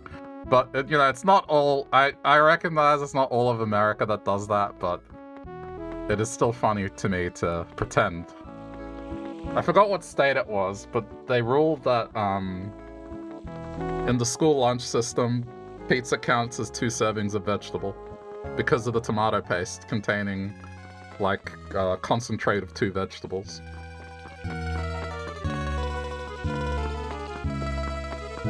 Let me see if I can find it. Hold on. I'll tell you where it was exactly.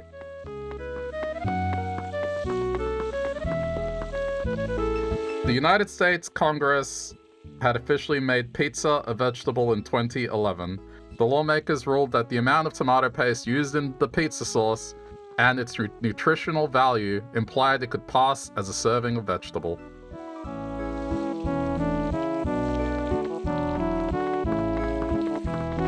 Now, it's questionable because, like, where is it? It's from NBC News. So, I don't know. You know, I'm not from America, but, that's, that's what was going on. Granted it's from 2011, so maybe it might not be a thing anymore. But listen, I may live on an island continent that was originally founded by convicts and, you know, criminals. But honestly, it's a pretty nice place to live. Ironically, prisoners formed a pretty good country here. Or at least, pizza is pizza and not 2 vegetables. That is all.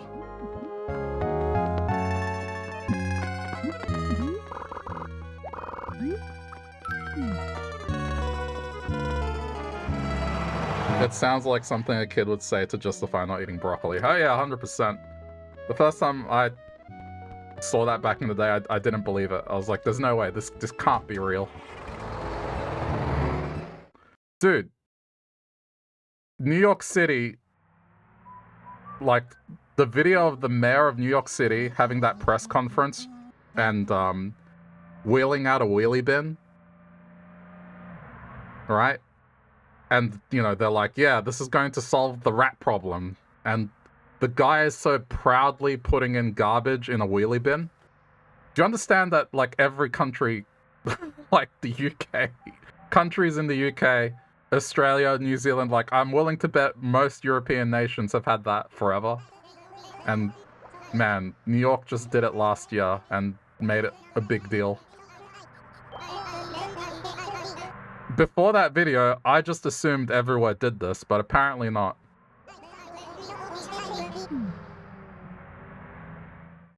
It's just one of those things where I was like, huh, wow. I had no words.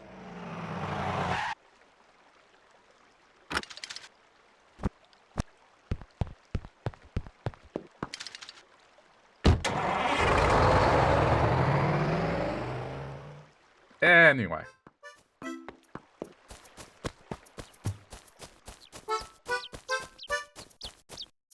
Now you want grape soda and pizza, but not what was in that video. I mean, don't let your dreams be dreams. If you want that, get it.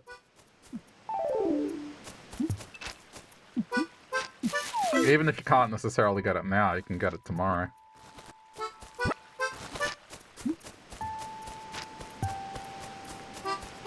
You sure you don't want that pizza?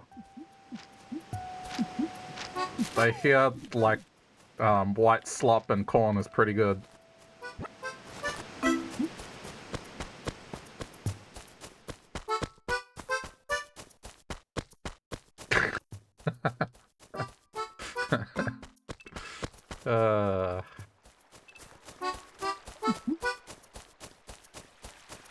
I love that video so much because the more you watch it, the worse the video gets. From, like, the guy just trying to show off with the dough toss and messing it up, and then just, you know, I don't know what that sauce would have been that he used as a base. It was, the color was not right, you know?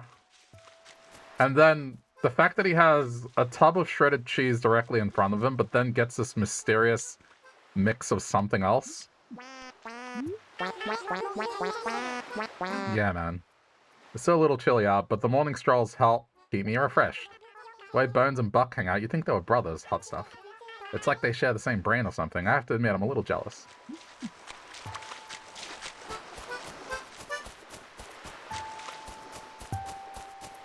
It almost seemed like noodles and Alfredo sauce. I don't know.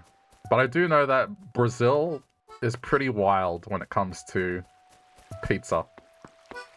Another country that is wild, like Sweden has curry and banana as toppings on pizza.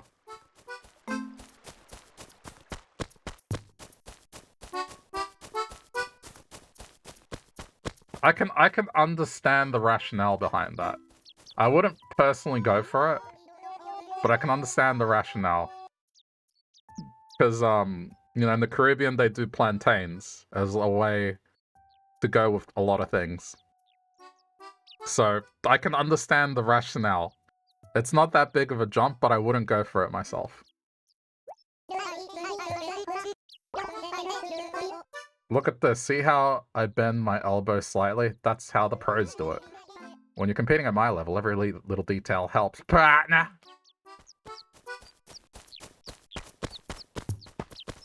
Yeah, on the topic of grape soda, there's an energy drink manufacturer here that is come out with a great flavor. And though I don't have energy drinks that often, man, the last time they did a flavor was pretty good. They had this apple one. And it kind of tasted like a non-alcoholic cider. It was pretty good.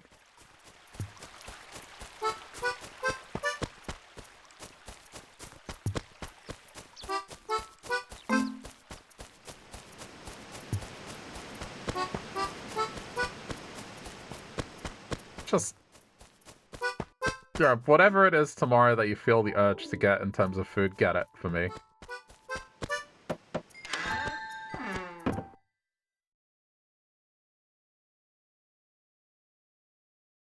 That's the disclaimer about here, is like, eventually the conversation goes to food. It always does. Ah, Bonbon, just the person I needed. I have to ask you a favor, please. Anyone has a honeybee. These bug fashions creep past so fast, it's hard to keep up. My reputation will be ruined if I don't get it. Please get one for me, okay? Alright, that's easy.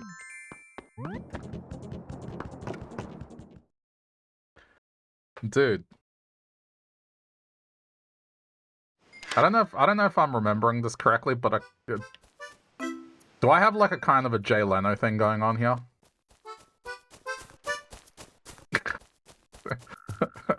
I watched Jay Leno once when it was on really, really late at night. And I was like, this guy is not funny. It's just the hair and I guess the shirt. I don't know why. I got this Jay Leno vibe. It's usually the game food that triggers the convo. How did we arrive on pizza though? I don't think that there's no pizza in this game, so it can't be that this time. I think we were just talking, it went from like oh, that's right. It was like, they were talking about the TV shows being garbage, and then you were like literal garbage. Or figurative. And then I talked about like sometimes wanting a bad pizza as an example, even though you could get a really good one. And then we landed on, you know, a crime against the Italian people. Sorry, Italians. War crimes against the Italian people and culture.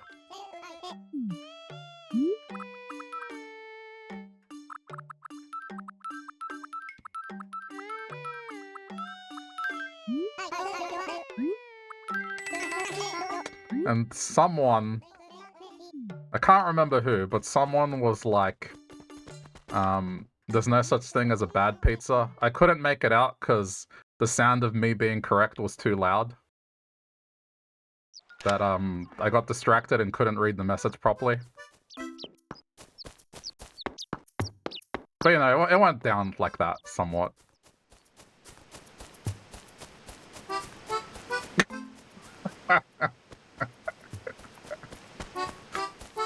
I kid.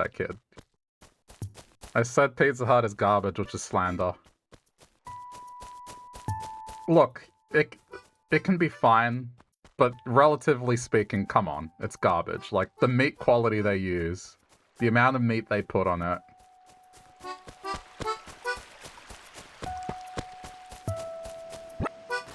And that's fine, there's nothing wrong with it.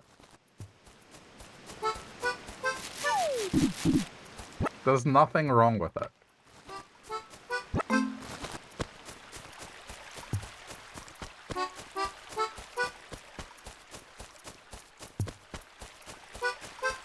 But it's just, man, it's not great what they use as ingredients.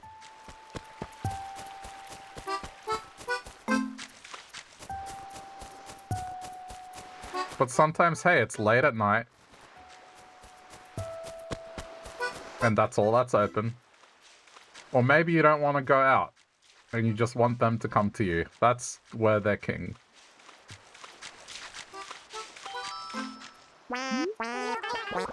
You got a sec, I have a question. You didn't happen to see my hairbrush around here, did you?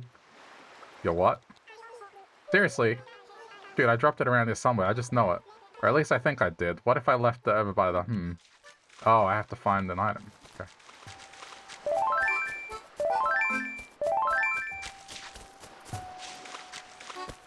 If you had the option of having gourmet pizza in Sicily and Pizza Hut, you would probably pick Pizza Hut and then take it to your dark lair and gobble it down like a goblin. To each their own. But let me ask you this, and this pretty much will give you the reason why I call it garbage pizza.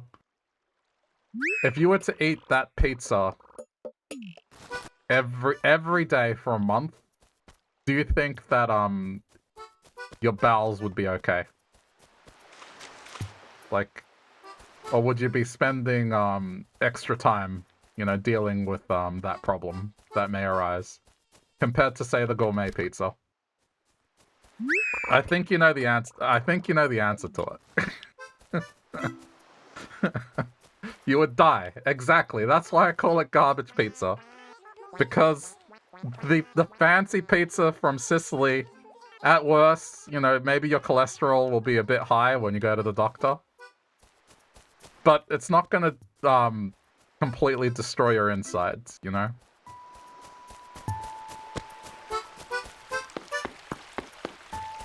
You're not gonna need the power of whatever higher being you believe in to get through the night, you know?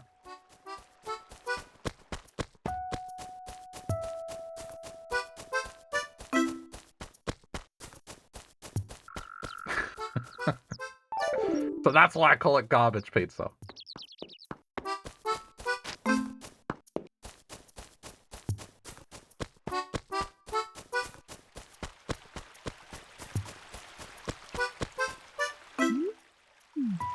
I haven't talked to Bones today. Let's talk to Bones. Change the toppings, get all the nutrients, boom, problem solved. I think it'll still cause problems. Make yourself comfortable. Mikasa is sukasa, bonbon. Feel free to use anything you like, but I need any hidden snacks you find. So leave those for me.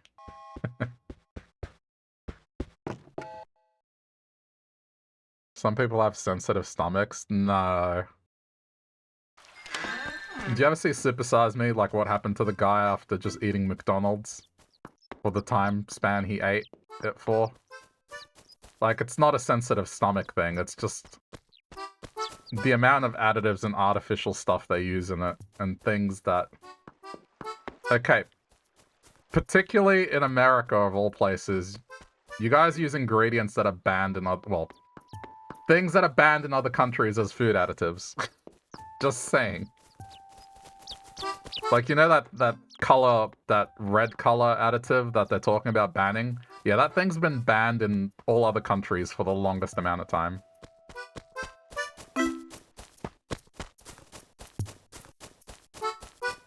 He drank a bunch of alcohol the whole time, so the info about his health was not correct. Oh. Well, see, I did not know that. But still, it would cause... Man, it would cause problems with you going to the bathroom. There's no way it wouldn't. Like, not to get too graphic or detailed, but it would definitely do something to your bowel movements.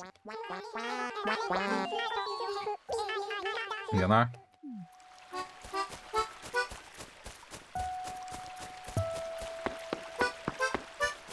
He admitted it later. Yeah, fair enough. I didn't keep up with it. I don't know. I'd not be a doctor.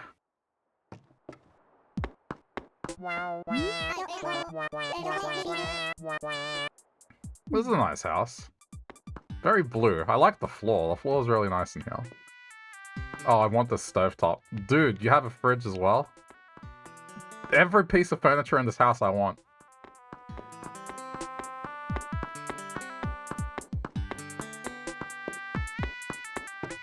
Our bodies are all broken, full of microplastics.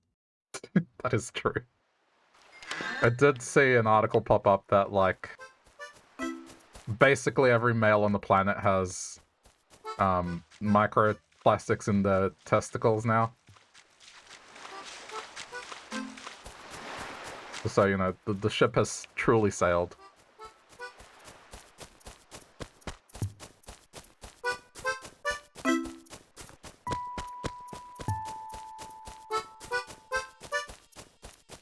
Wait, for example, many people not from the US spend a lot of time with stomach issues when eating here because they eat healthier in their country and your food is greasy and gross. That checks out.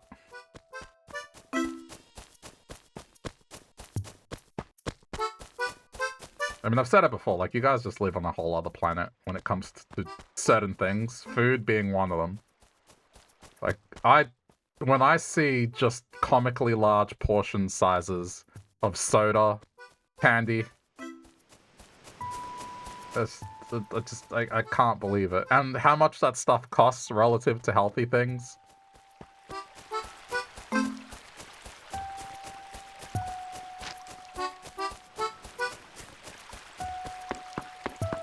At least with food that's like very over the top and luxurious, I can get on top with that. It's like, yeah, it's probably not healthy for me, but at least it's made with care and it looks nice. But then when it comes to like big gulps and, you know, you guys are talking about 3 liters of soda, that's just insane. Like, there's not a 3-liter option here in Australia. That is not a thing. We did the conversions the other night, but like, the largest bottle available here in Australia, that's what, like a third of the largest in America. Oh dear.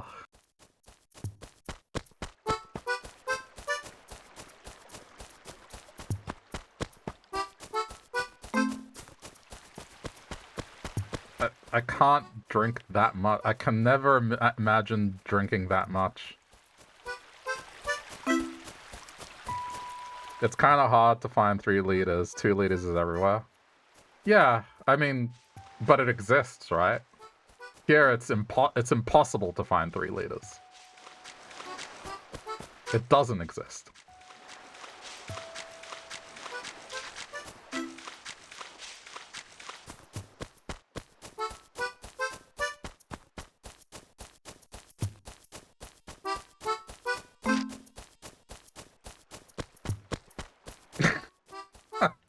The place you're talking about, Fago, comes in 3 liters. There you go. And there's also the part of it where it's like, you know, our soda is very different as well because we use sugar, not high fructose corn syrup, so that also plays a role into it. Been awful quiet around here lately. We haven't had a real event in some... Why is everyone saying that? Dude, my village is on crack or something? There was an event 2 days ago. I went around walking, collecting candy for like 3 hours. It's a Michigan thing. It's only $1.79 too. What? I'm paying like $2.80-ish Australian for 2 liters. When it's not on sale.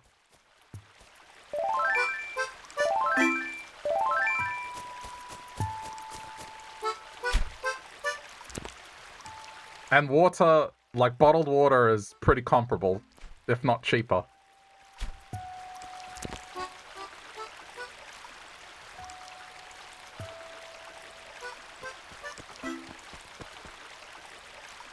Oh, hey, gaming, how's it going? It's $2 to $3 for 20 ounces of water. Yeah, that's part of the problem, is like... I don't think it's a case of just, you know, oh, Americans only like soda. It's just a case of the alternative is paying that amount for water. No one wants to do that. Like, I wouldn't do that.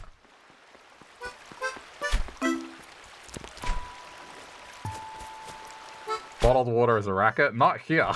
I don't think it's a racket in other parts of the world as well. I mean, okay, it's a racket in the sense that, like, I believe every house should have access to clean tap water that you can just drink.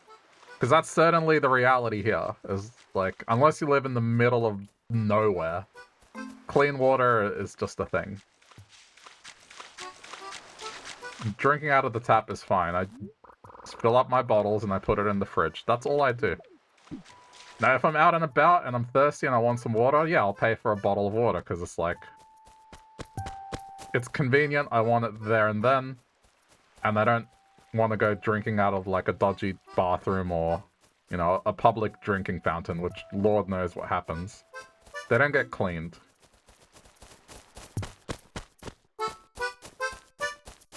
You never heard of Faygo? Faygo is specifically a American thing, Midwestern. Primarily. If I'm not wrong, correct me if I'm wrong. I've just heard a lot of Midwesterners talking about Faygo.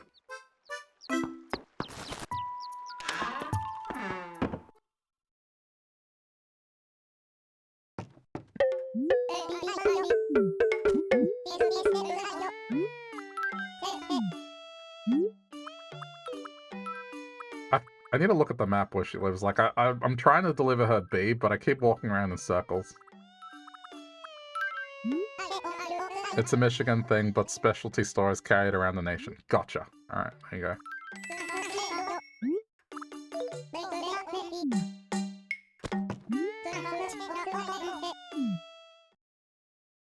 Yeah, I mean, we do have quite a bit of specialty stores.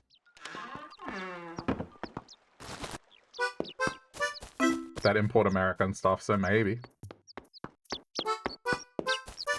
That's how I've been able to try, like, some of the fancy flavors of Dr. Pepper.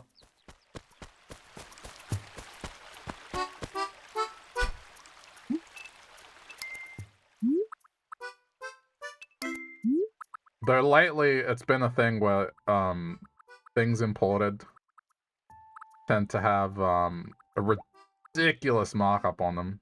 Particularly candy cereal. Oh my god, it's just over here.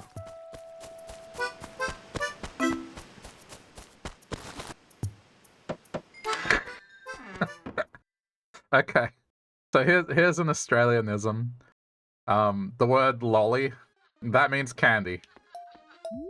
It does not mean what you think it means, Americans. That's one of those words that I've had to cut out of my vocabulary. Because whenever I say lollies, people are like, what do you mean lollies? What?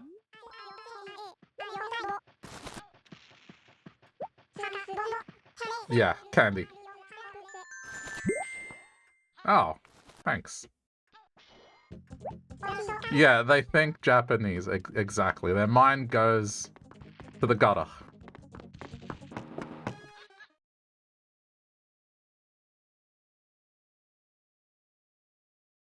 That's one of the words I've had to completely cut out. For the sake of, being clear about what I mean.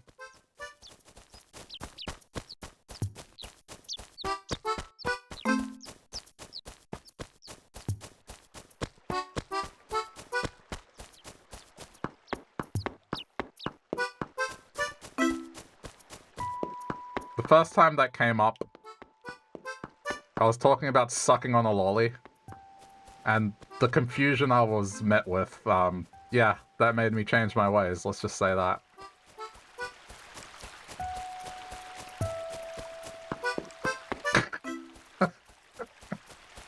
Sucking on candy, just in case I wasn't clear. When I said that, it was candy. Candy, candy, candy, candy.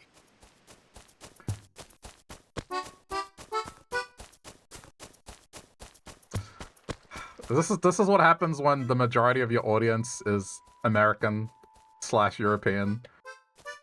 That's just, yeah, man. There was no Australian there to back me up.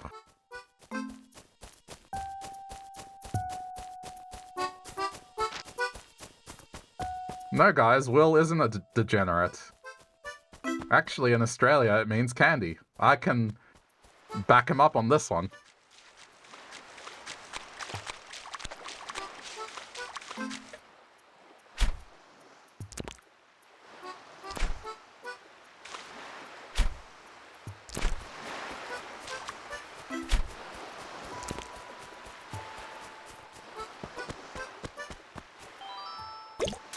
You've never heard of a Japanese lolly, really? Man. To have a mind so pure still. Hey, well, I saw what you have there. It's a horse mackerel. Would you be willing to sell... I just caught it, but sure. Here, have it. Man, she did not waste a second. I was looking for a special present for myself. Well, why do you want a fish? What are you gonna do with the fish?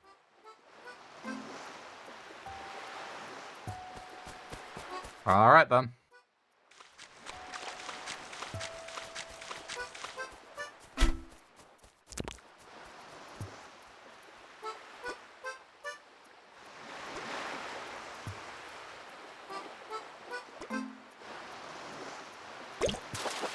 Yeah, I mean, the internet has ruined me. So, you know. It's nice to know there are people still out there that live in bliss and ignorance and not know about certain things.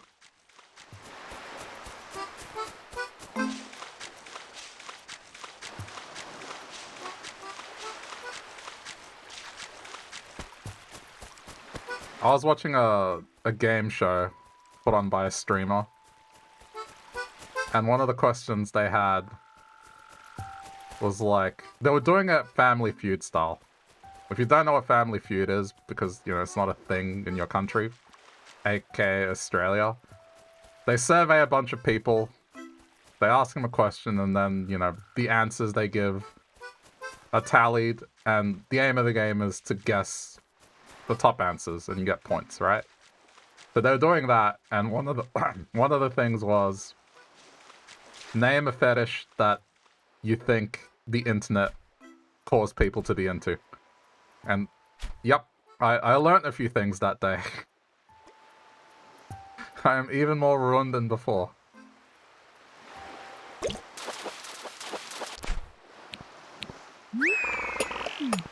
A fetish that didn't exist before the internet.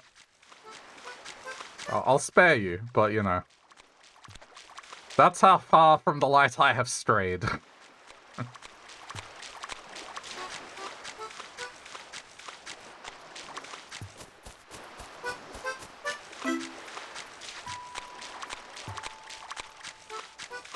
Did they mention the cup? Yeah, that was one of them. Now you need to know. Okay, there's one that I had never heard of, but it's like...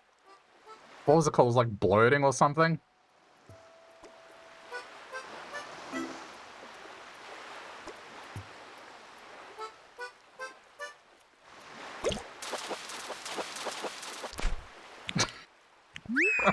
Oh, no! If you don't know what that is, don't look it up. Don't look it up.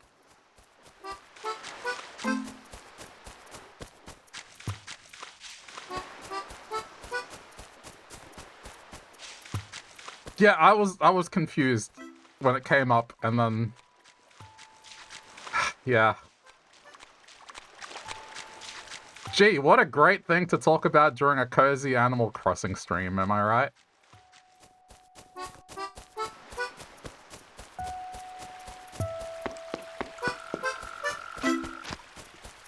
Audience divided by 0. Is that like inflation? It may have been inflation. I don't, like, all I know is I forgot the name, but I know what it is.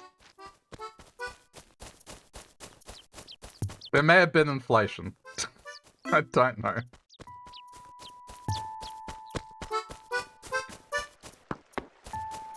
Unchecks, this video is made for kids. No, oh, that has been permanently off. That is my default setting.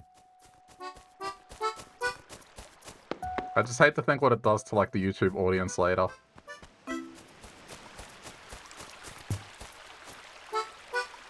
I mean, some people tune in exclusively for this sort of thing. And then there are others that get, like, a shock value where, like, the stream has been normal, and then suddenly, just one night, we start talking about this sort of thing. I was just thinking about all the things, well, that I was thinking about. Okay. Believe me, it's not the worst thing we've talked about here.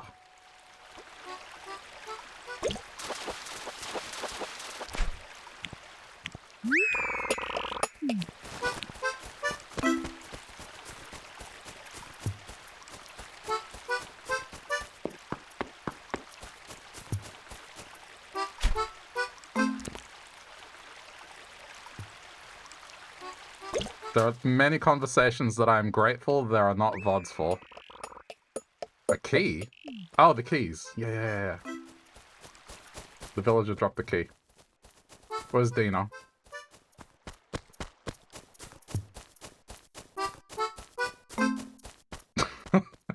I have my own set of lost media.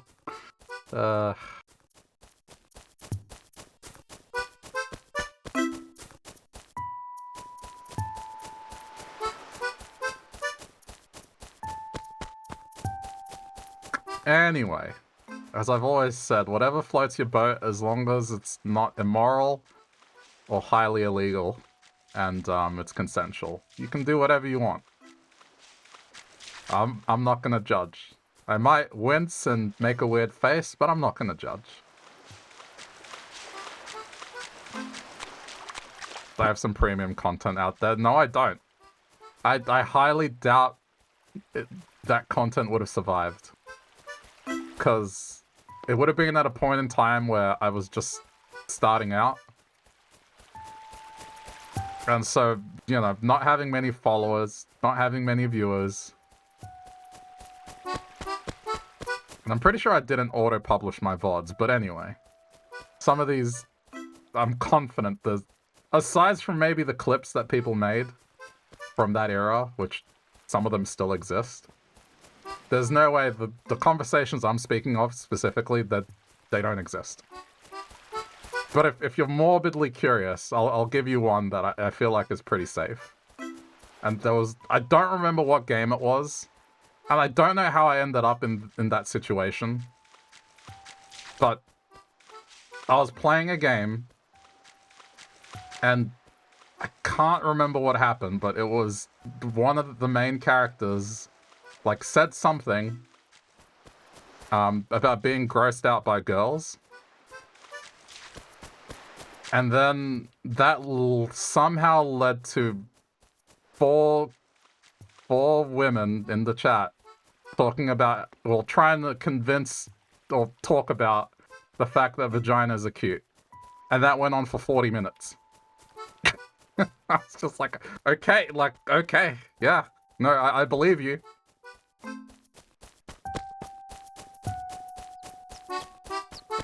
They were just talking amongst themselves, having a conversation. And I'm just there on the side like, okay.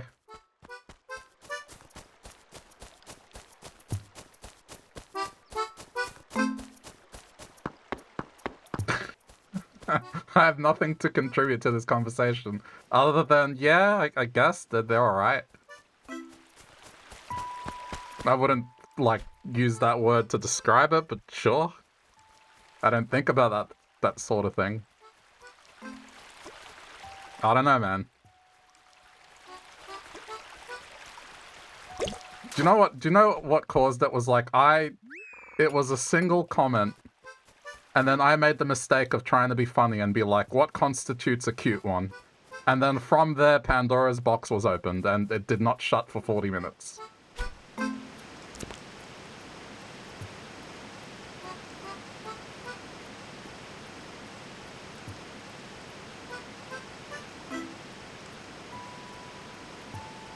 So it was 100% my fault. Kinda. I mean, look, one thing I like is semantics, is I like to understand people's reasoning and how they arrive at certain thoughts, so I will ask follow-up questions. I mean, as a streamer, you should be doing that, right? Like, your audience says something, unless it's completely unhinged and, you know, they're being a dickhead. You should try to make conversation and address what they're saying. And for some reason, that's what the chat members of that particular stream were talking about. And I merely asked, what do you mean? What constitutes? Like, how does it fall under that category? And I was expecting a simple answer. Like, yeah, this is it. But oh, no. Like...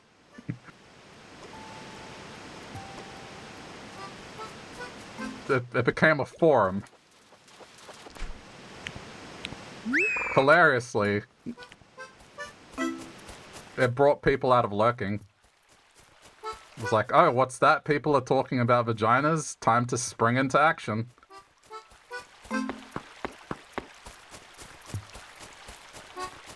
Now we're talking. Now I can participate in this conversation. I'm not. We're not having that conversation again. I didn't even contribute anything to it other than asking a follow-up question.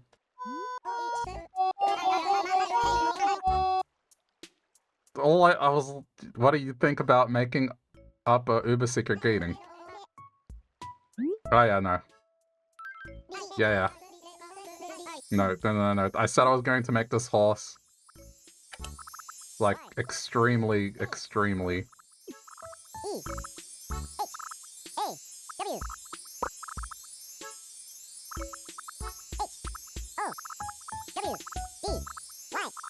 Excellent. Yes, please. Preferably with like a big 9 or 10 gallon hat and pistols in the air. And spurs. Do you have spurs?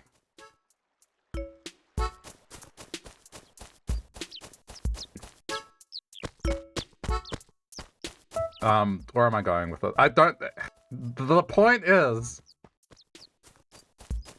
me, like, skating over the subject of weird fetishes that didn't exist before the internet is, I'd say, very mild in comparison to some of the other stuff.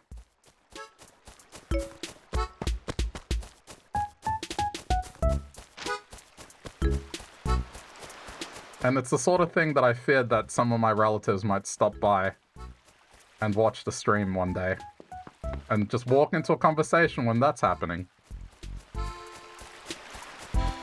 And I know they do this, because they'll pop in and not say a word. And then the next time I see them, they'll mention it. That's fine. Most of them are adults now, so I don't care. There was once a time where I was, like, a little mortified. The next time I see them, you hope they bring up today's convo. Well, it wasn't much of a convo. I didn't exactly go into specifics, did I?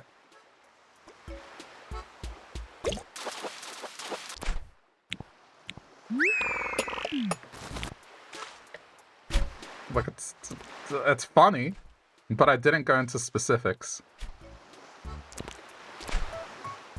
Truthfully, I wouldn't be able to remember the reasoning that was given for that conversation that happened years ago. I just remember it happening. And if, I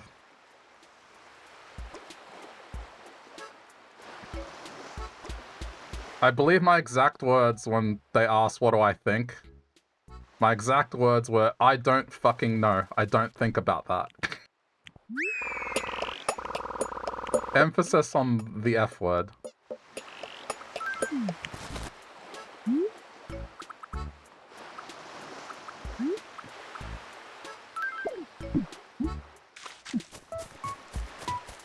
It's not really a thought that crosses my mind, you know?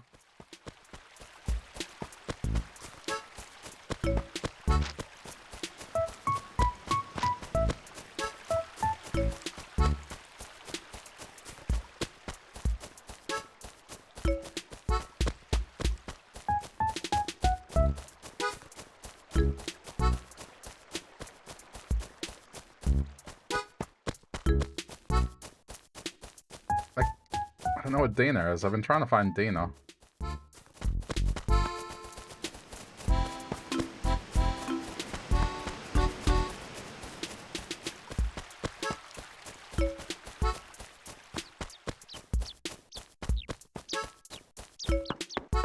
That's fine. Like, if it comes up in conversation, I'll just answer honestly. That's all there is to it.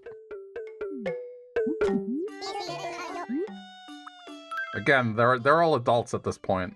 Well, 90% of them. So it's fine.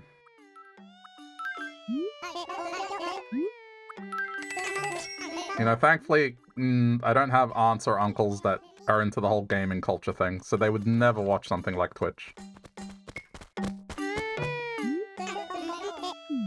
That one would be a harder one to explain to them.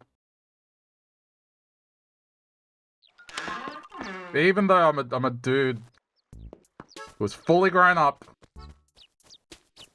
in their eyes, I'm still a little kid.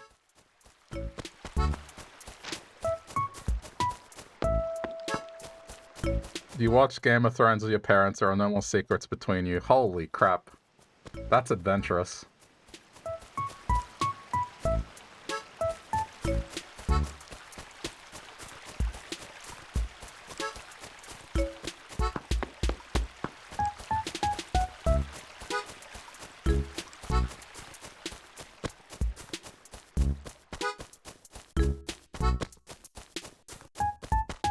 I don't think I could do that.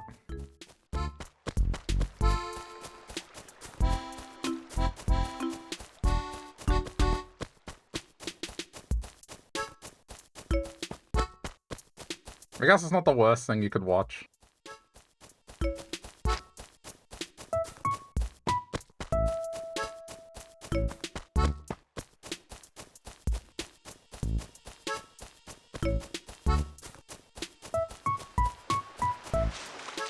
Yeah, they're not home, so where is this little duck?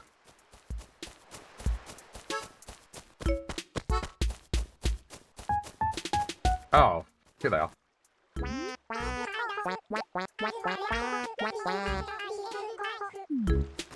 Wait, didn't you say you lost your keys?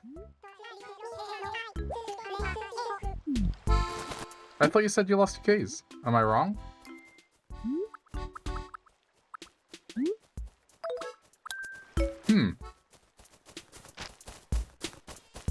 I thought they lost their keys.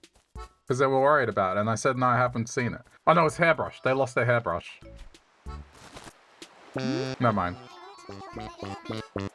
Yo, well, you're a member of my fan club, right? You wanna buy some of my sweet merchandise? This thing has been in my room for a long time, so it's got a certain bold and musky smell to it. Anyway, this robo-bed. Robo-bed? Robo-bed. I'll take it. What is a robo-bed? This pick has given me pretty cool stuff.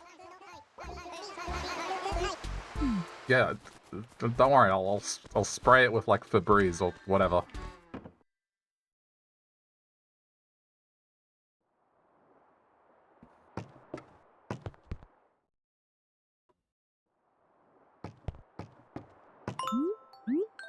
I didn't like this bed, but it was different, that's why I took it. Whereas in this... Oh, that's cool. I like this bed.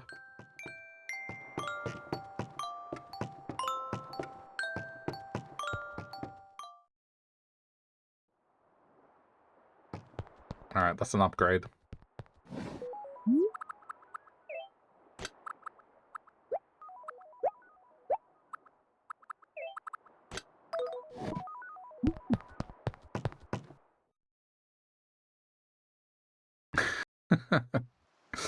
Oh, man. You know, I think the other reason, now that I remember a bit more, that stuff doesn't exist is just because at that point in time, man, the internet I had was just so horrible. I almost stopped streaming because of it. It's kind of funny looking back on it now, but when I started streaming, I used to live further out. It's like on the edge of suburbia, basically, at the time. But that place had really good internet because Australia was like rolling out a fiber network, and anything that was newly built was gonna have fiber internet. So that place was newly built. It was great. But then going to work in the city, it kind of sucked. The commute started getting longer and longer where I just couldn't deal with it anymore. So I decided to move to the city. And in my mind, I was like, hey, yeah, moving to the city, great. Surely the internet in the city will be even better.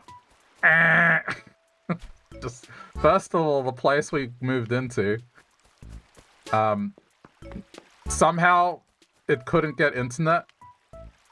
I'm still not exactly sure on the detail, but basically they had to do some works, and so we had no internet for 3 months. So I was like, okay, I have to stop streaming for 3 months. It's a hiatus. Because can't be helped. I'm not going to use my cell phone because that's just too expensive. So, the 3 months pass. Internet connection is finally being put in. I test the speed. And, okay, the upload rate was 800k BPS. Not M, K. I barely was able to run a stream at 360p. And when people were in chat, there was a chat delay of about 2 minutes sometimes. The worst was 10. And so at that point, you know, I didn't have any VODs. It was just not worth it. Between the stream randomly going down, the quality being just blurry potato sometimes, and yeah, it was not great. And yet despite that, some people still decided to watch. So it kind of gave me a bit of encouragement in that regard, because like, okay, if people are willing to put up with that garbage, then I think I'm good. You have no idea how bad it was, and it was a whole year of that until I moved out of that place. I couldn't deal with it anymore. Just not having good internet, I'm never going back to that. Any place I move into, the very first thing I do is look up the internet speed. Like, I get the ISP that I'm going with to tell me what the speed is hypothetically going to be. And I get a second opinion as well. No, because that is not happening ever again. It was truly awful.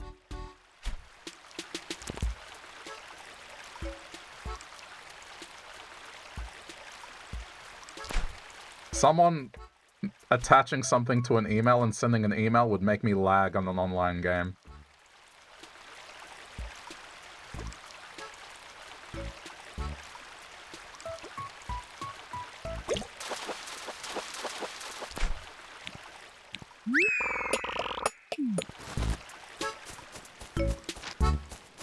You wouldn't be able to pay your bills without internet, let alone good internet. Yeah. And the other thing as well, at that point in time, Australia still had the concept of download limits. So you would get a quota on how much you could get in terms of downloads per month. So thankfully, that is not a thing anymore for home connections. But that was something that also sucked, was just... with games getting bigger and bigger, it was just, okay, I could download this game and then it's going to put me over my download quota. And then I can't even watch videos on YouTube at that point. And even watching videos on YouTube, I had to budget it out because I'd be like, okay, that's going to eat a lot of bandwidth up.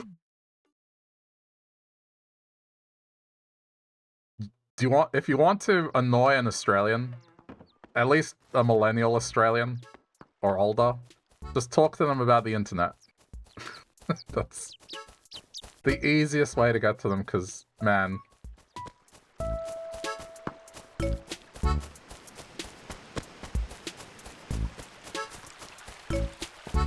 it's gotten better. It's gotten better. There's still parts of the country where it's still as bad as that. But overall, it's gotten a lot better.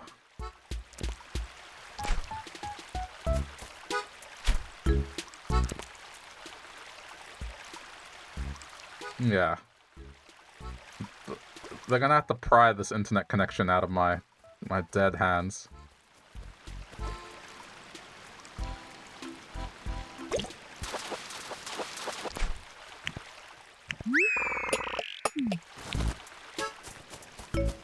I don't know who this key belongs to. I guess I have to talk to everyone. Did you lose a key? Oh, there you go. You mean this?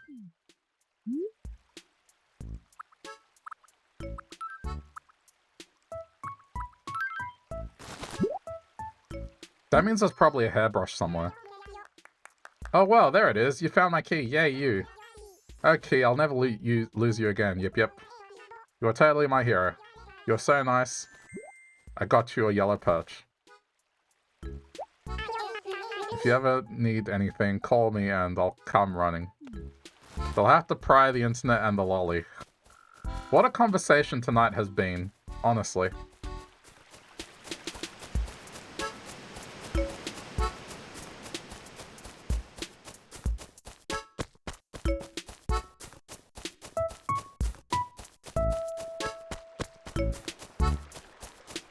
I can only imagine if, like, one day someone has to take notes because I've hired an editor and they have, like, a summary of the stream and then it's broken down into dot point form.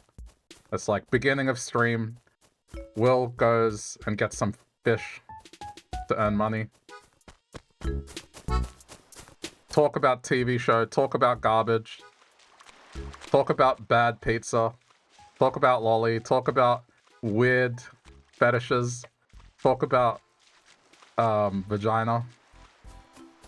End stream. Watching that progression, yeah, you might think I'm a little crazy.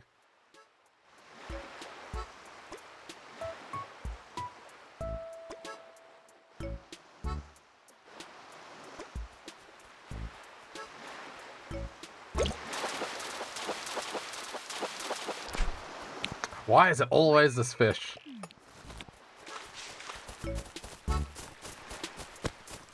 I'm gonna have a look for this hairbrush. Maybe it's buried.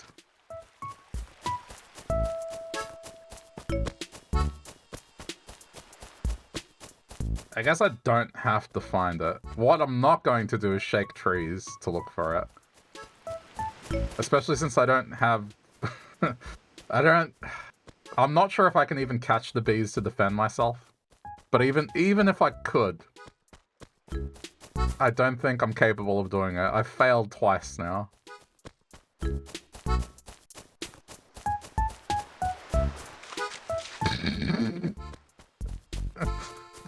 You know what? If you're still around when Star rated, that's right, you should be asking her questions, not me. I am just being myself.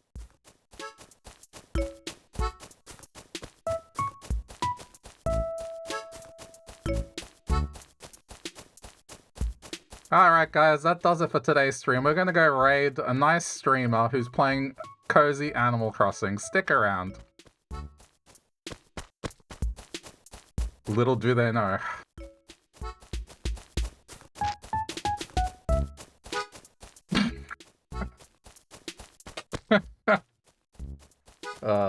Yeah. The streams are mostly chilled. They are. No, I do try to steer it in that direction. It just depends on who's around, that's all. Sometimes, you know, the vibes be rancid. In terms of topics of conversation. Sometimes it's just about food.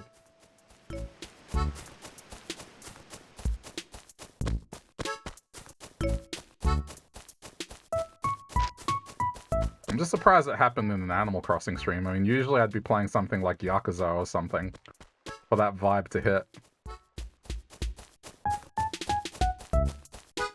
Yeah, I don't see this hairbrush, to be honest.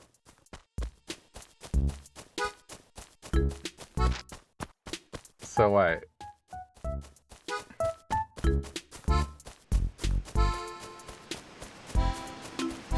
You couldn't watch Game of Thrones with your parents. You're always the type that would turn away characters even when characters started making out when your parents were around. Yeah. I don't think I ever felt that way. I guess I just never watched that sort of thing with my parents. Usually it was just comedy movies or whatever, and animated stuff. The occasional crime movie, but nothing like Game of Thrones.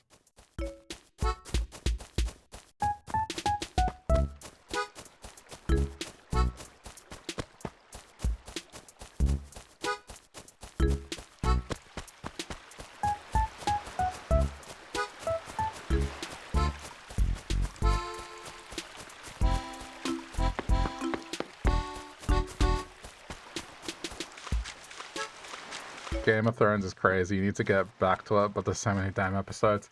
I only watched that a few years ago after multiple people were telling me to watch it. It took someone being like, okay, Will, we're going to watch this together because you have to watch this for me to watch it. I'm pretty bad when it comes to watching certain things. It's been like that with quite a few shows. I haven't seen House of the Dragon or House of Dragon, whatever it's called, the new one.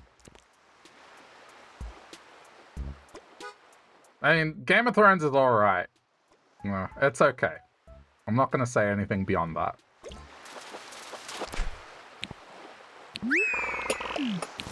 It's alright.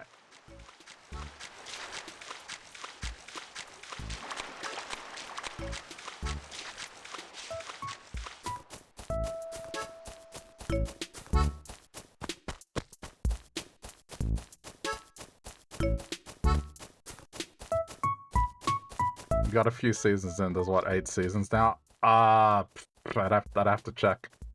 Been a minute. But I mean, that's if you don't count the new House of Dragon or whatever. Which is a prequel, if I'm not wrong? I don't know. I just know that it's connected to Game of Thrones.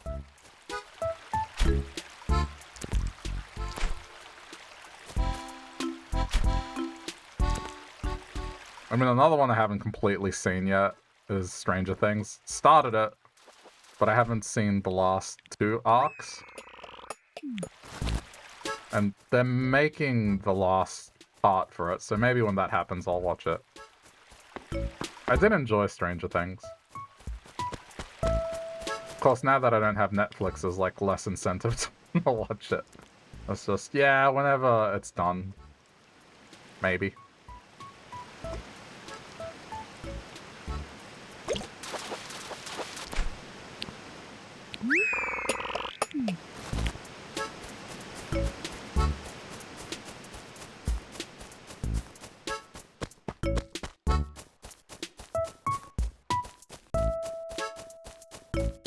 Finally cancelled Netflix so you won't see the last season.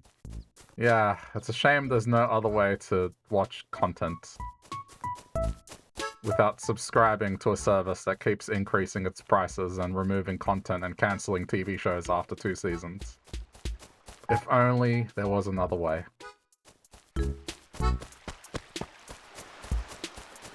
Severance is a new masterpiece, 100%.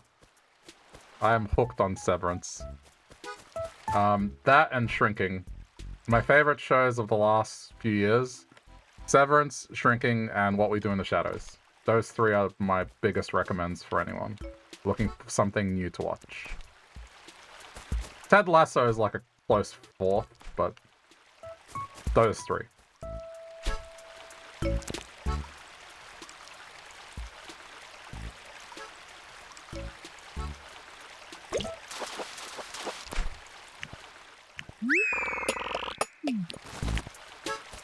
And another one that's getting its 2nd season comeback, The Rehearsal, which is a Nathan Fielder show. If you have not seen the 1st season of The Rehearsal, you should check it out. The 2nd season is in April. And that's... I doubt they're going to do another season.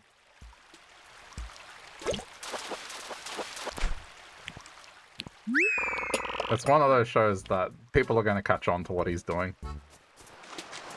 And he probably won't be able to achieve the same result. For All Mankind is another good one. Okay. Yeah, I've seen it pop up. I might check it out.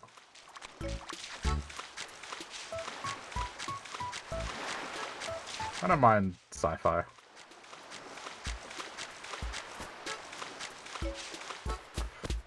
Do I dare shake the tree?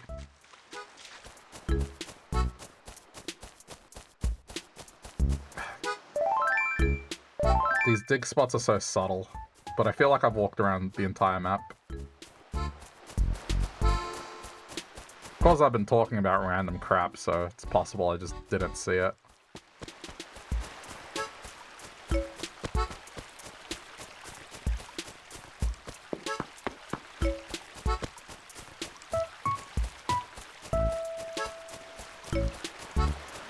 I think that's why Apple TV is underrated in my eyes. It's just, it feels like how Netflix used to be before they became so self-absorbed by their own algorithm. Like, now they're just making shows that are, I guess, a safe bet. And they're just quick to cancel shows if they don't meet, like, particular numbers. Which is insane. It's like, you look at some of the greatest TV shows, a lot of them did not have very strong first or even second seasons in terms of viewership. Like, these shows would not exist in the current landscape.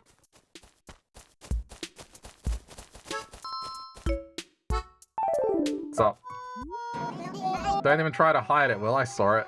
You're packing a Crucian cup, aren't you, partner? I want one so bad.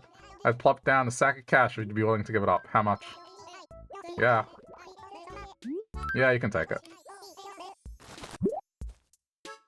Amazon has some decent shows.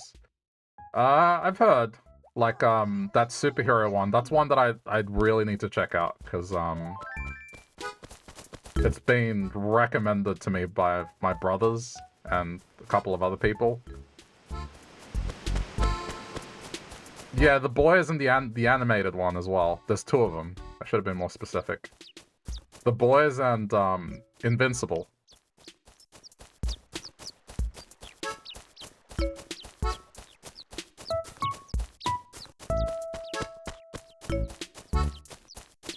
If that's what it's called. I think that's what it's called. Yeah, that one's supposedly really good. And it got recommended by the same people that told me you have to watch JoJo's Bizarre Adventure for years upon years. And then when I finally watched it, it became like one of my favorite anime. Which I'm excited if they're starting the next arc, like I'm probably gonna rewatch it. But I guess find out closer to April.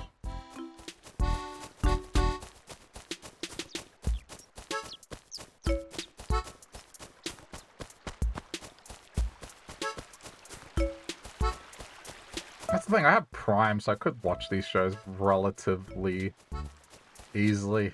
It's just, again, I'm really bad at it. It's the easiest way to get me to watch something is like, okay, well, let's watch this together. And then I'll be like, alright, sure.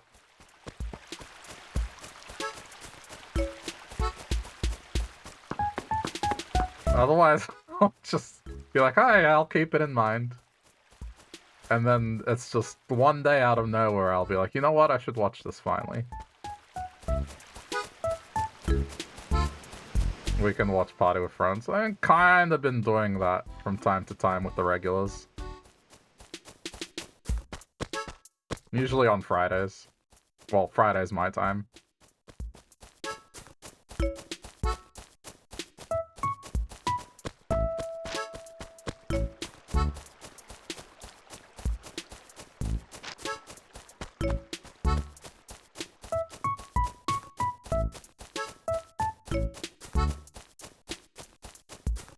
Just the hardest thing is definitely time zones.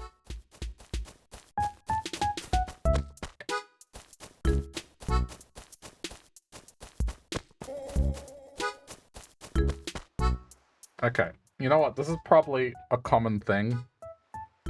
I bet if I look it up. Hairbrush.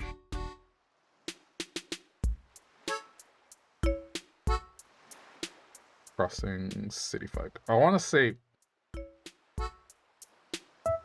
Okay, how do you find it?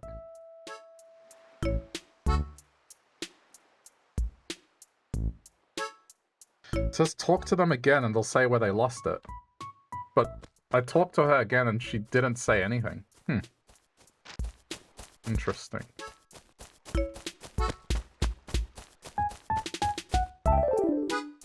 Maybe I just forget about it then.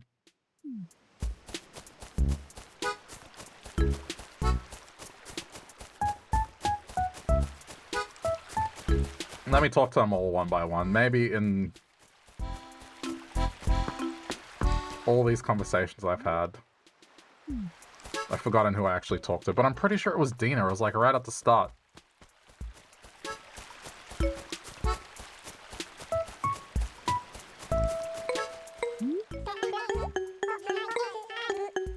Okay. This is the only time you can really stop and think, don't you think? Going for a walk is the perfect time to reflect on the important things, like what everyone's wearing. That's not it.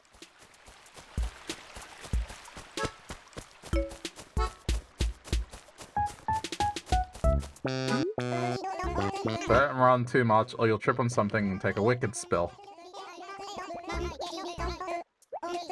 Wait. Wait. Do they keep saying that they want events because they just want me to talk to the mayor? That just clicked.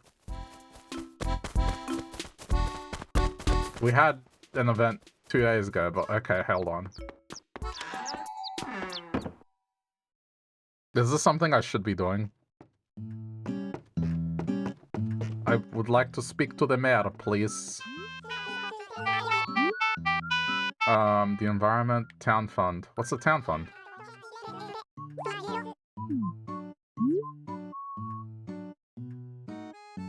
Interesting. No, wait. Town fund. 1 0 0 0 0. Let's see what happens.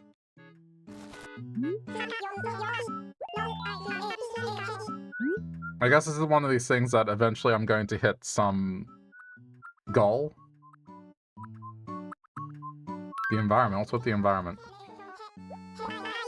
It's not a passing grade, but it's not a failing grade. Give it a D+, maybe a C on a good day. Not enough greenery. Yeah, well...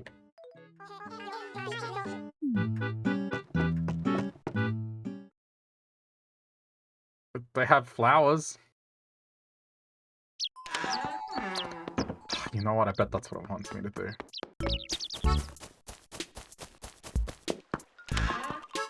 Alright, well I donated 10 grand. I'm sure they'll do something with it. I should probably stop trying to pay off my mortgage now and work on the town.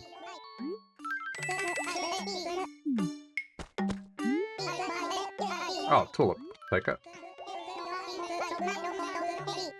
Oh, I'm out of room.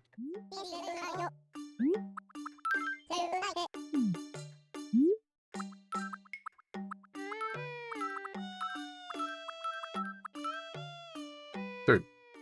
Wiimote, please.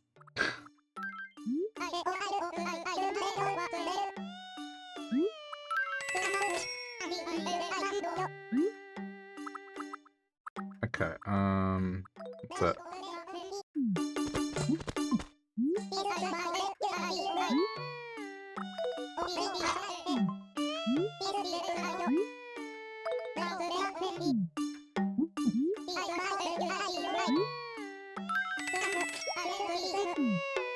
Okay, what else have you got?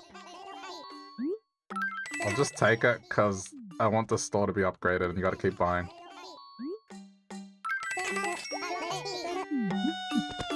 Alright, that'll do.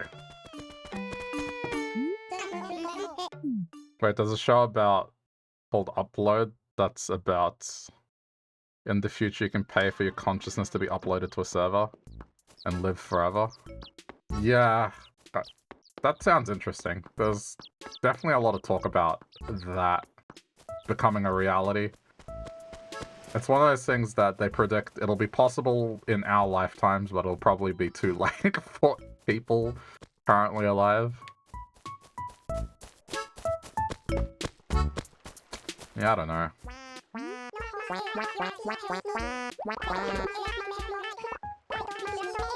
Just don't have many opportunities to meet people from outside town. Okay, the little duck doesn't talk about the hairbrush anymore.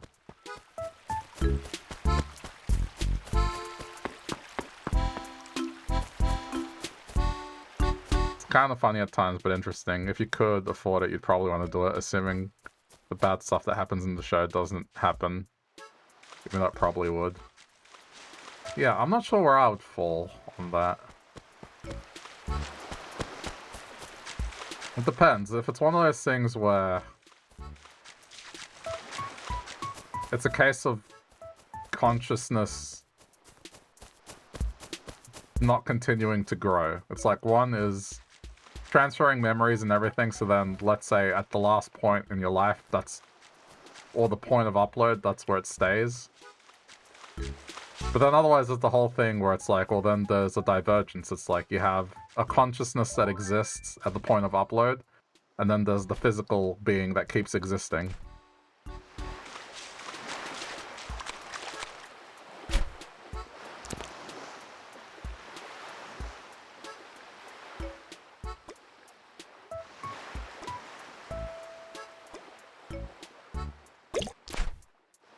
Damn it. That wasn't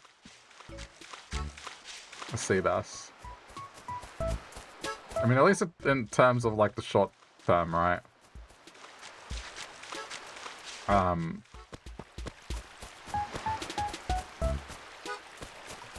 The content that's up currently is not going to remain eternal, right?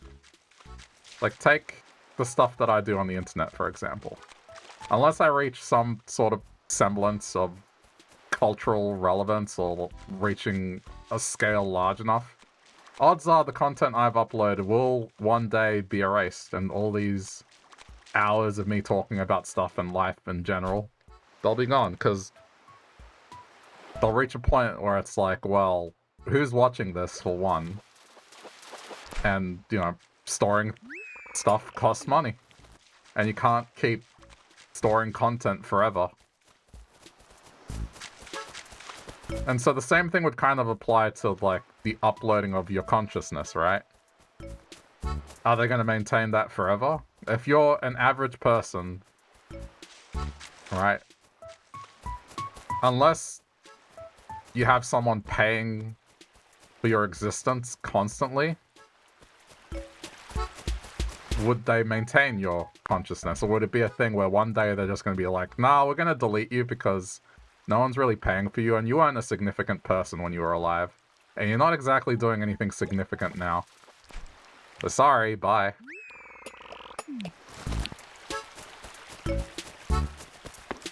If you want like a really, really gnarly rabbit hole, this is probably like a terrible topic to be talking about in terms of Animal Crossing.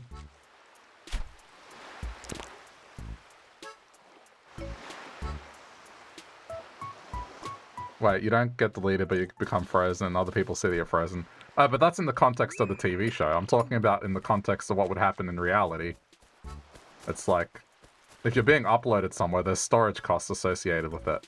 If this becomes like a thing one day, initially it might be fine where they're maintaining you, right? But then eventually, let's say we're talking 1,000,000 years past, they're not going to keep 1,000,000 years worth of humanity in terms of storing it, unless storage becomes a non-issue and just dirt cheap and, you know, effectively almost infinite. They're gonna start clearing out stuff that they deem insignificant. It's kind of the same with YouTube. I imagine one day YouTube is gonna start purging videos that, like, don't have a good... let's say the video only had 10 lifetime views, and it's now 100 years in the future. It's like, they're not... Unless the video is a snapshot of, you know, like, let's say it's filming New York City in the year 2010. That might be worth keeping around, because, like, man, this is what New York City was like 100 years ago. Like, maybe. But in general, like, for someone playing a game randomly, like me, I can't imagine that they're going to keep an archive of me playing one video being like 2 to 3 hours long. And then there's like 1,000 of these videos, and, you know. It's not like another streamer where that has more significance.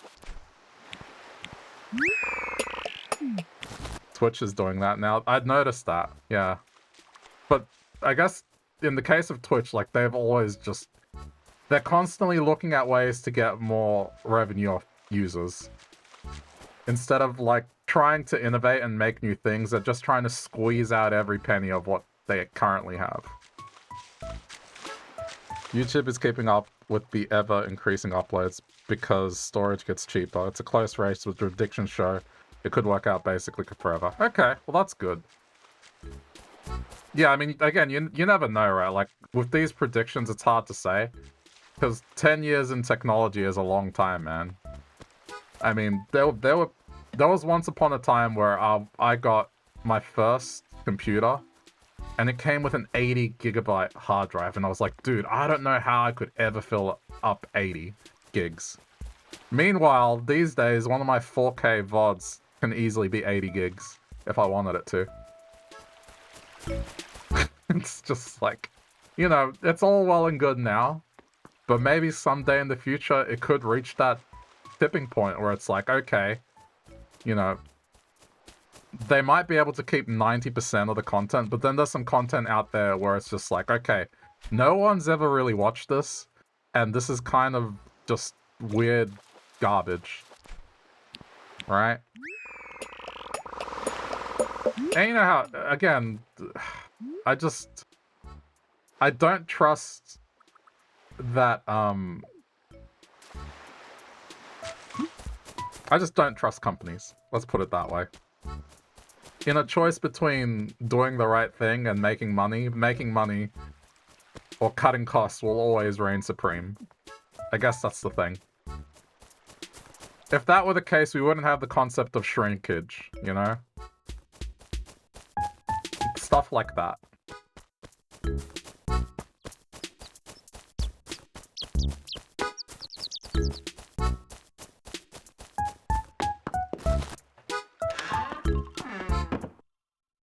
But there is like a lot of thought experiments into,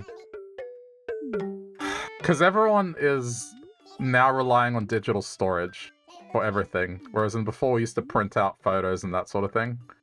And there's a thought experiment of like this exact thing where companies one day decide to delete content because, like, you know, this person lived 300 years ago, and, you know, no one's really footing the bill for storing their crap, right? Like, this person used to pay for let's say Google Drive or iCloud, right? But now they're no longer alive. Like, well, and let's say we have like 1 million of these people that are this exact same situation. Do we keep footing the bill for them? Or it's like, well, if we delete their stuff, no one's gonna really care. No one is gonna come up and complain about it. So there's like this idea being thrown around about like a digital dark age where that eventually happens. And so what is currently around today, effectively 90% of it gets erased. With only really the culturally relevant stuff being able to continue onwards, you know, like the zeitgeist, basically.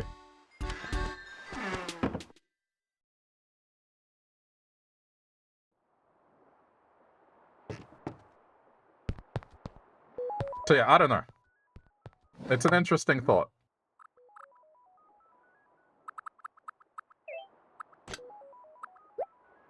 There's also been a rise in just people purchasing cameras that print out photos again.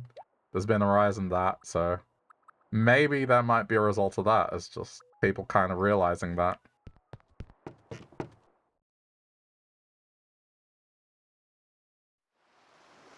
How much storage is needed for a brain? I don't know. It'd probably be a varying cost. Some might be able to fit onto a micro SD card.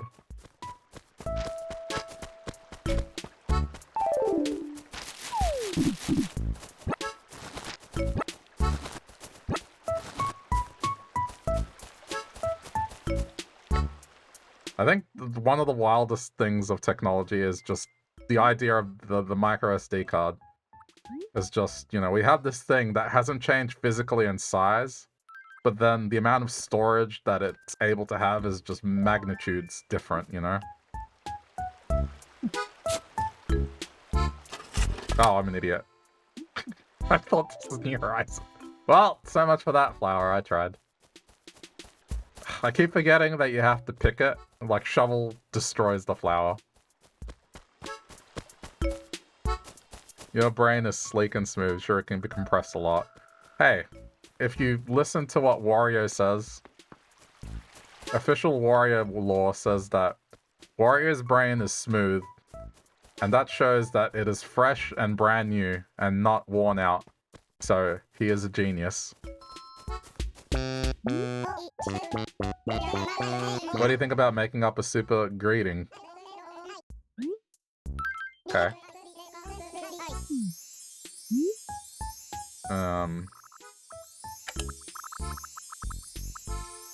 O I N K O B O I N K O.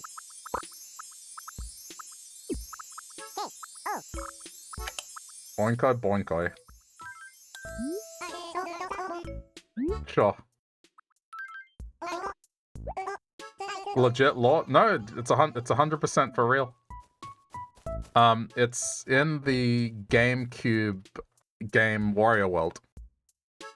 Canonically, Wario can hold 5 liters of pee in his bladder. Hang on.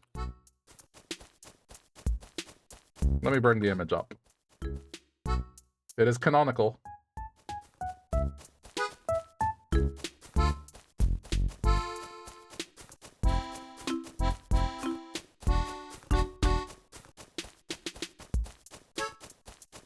This is what, you know, instead of retaining useful information, this is what my brain retains.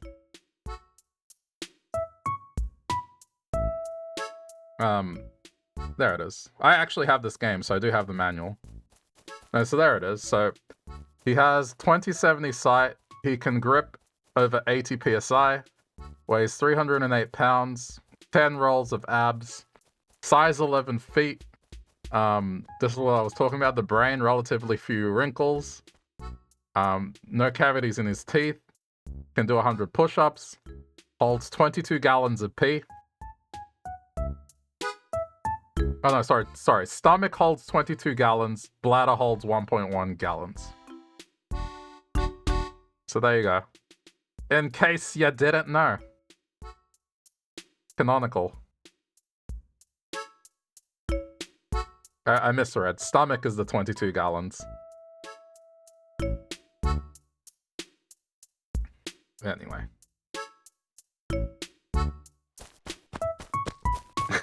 Yeah, man. It means you have a very fresh brain that isn't all wrinkly due to stress and thinking too much. UK gallons or US gallons? I don't care because we use the superior unit here in Australia. The one where you don't have to ask questions like that.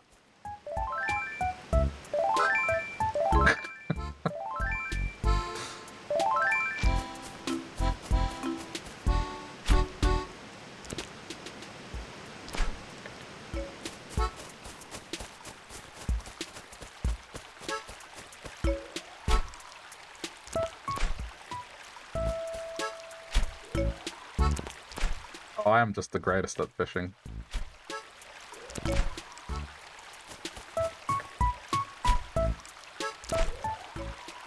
Man, tonight has been all over the place. It's like, you know, from food to smut to thought-provoking conversation.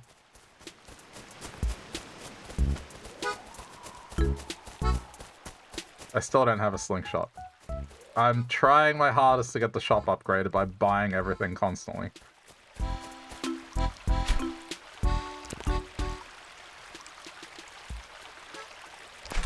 You know, I don't know why I bother with the bridge one. I can't catch it because by the time the fish looks around, it's already halfway down the river.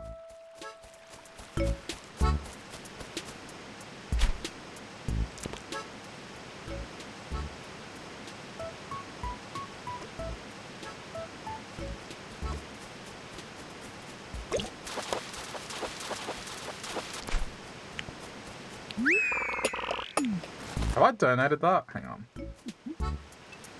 This might be stupid, but I don't really fish in the river.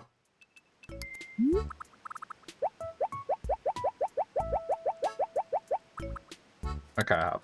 Just making sure. I don't know for sure, like, I don't think the hairbrush is a thing. Because from what I read, the villager will tell you where they lost it, and either I didn't pay attention, and I guess the only way to find out is to rewind the VOD, or I didn't talk to them again and never found out, and now it's just, well, they're not telling me again. I've tried fishing. I've tried looking for dig spots. The only other place that might be a possibility is shaking trees, but I don't want to risk that because I don't want my face to get destroyed by a bee, you know? So I've given up on that. That's what you get for losing stuff.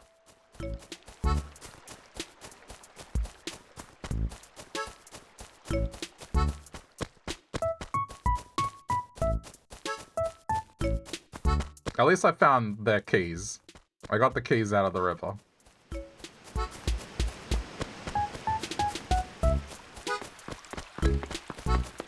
It would have to be fishing, because there's no way it's buried in a hole. Like, who does that? It's like, I lost my hairbrush. Oops. Wow, I must have accidentally dropped it in this hole and then put dirt on top of it. It's like, I lost my hairbrush when I was inside this tree.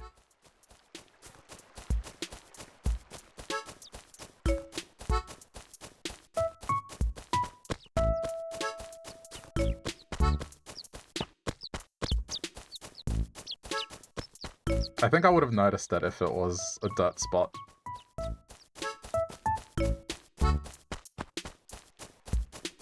That's okay. It doesn't matter. It's just a hairbrush.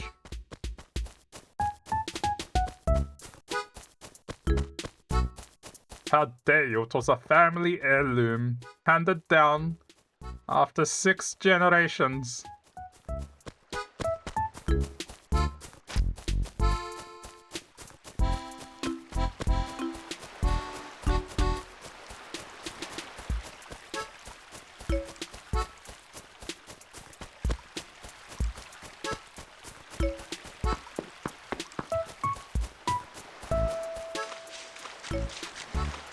You lost your hairbrush at the bottom of this cave, but you found this arm pinned in a rock. Well, see, that's why you don't look for stuff. Let it be.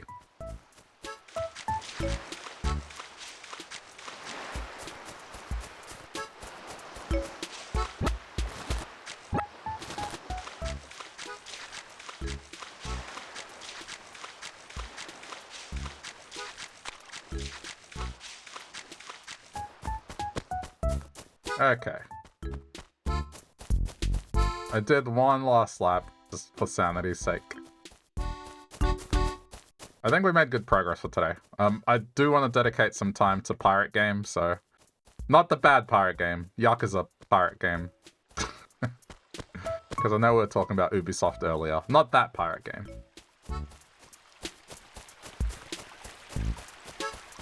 Let me just go sell my junk. I've kind of been neglecting that game the last few days because I haven't been in a mood to read and do stupid voices, so decided to rest on it. Now I'm alright.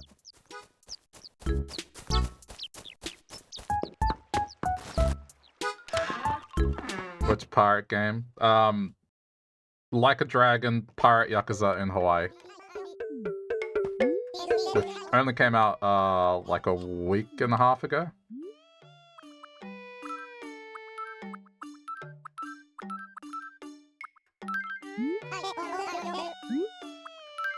If you haven't seen any of the games in the Yakuza franchise, oh, are you in for a treat?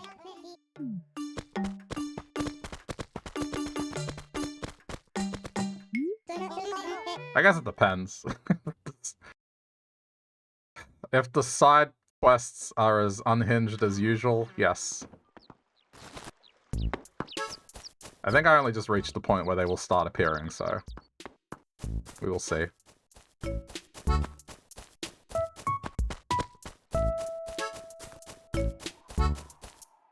We played Kiwami 1. Kiwami 1, excellent.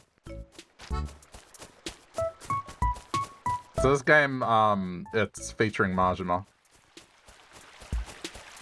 He ended up washed up on a beach, and he has amnesia.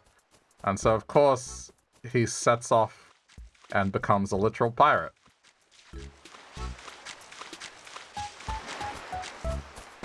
Because that's the logical thing to do when you lose your memory and you have an eye patch.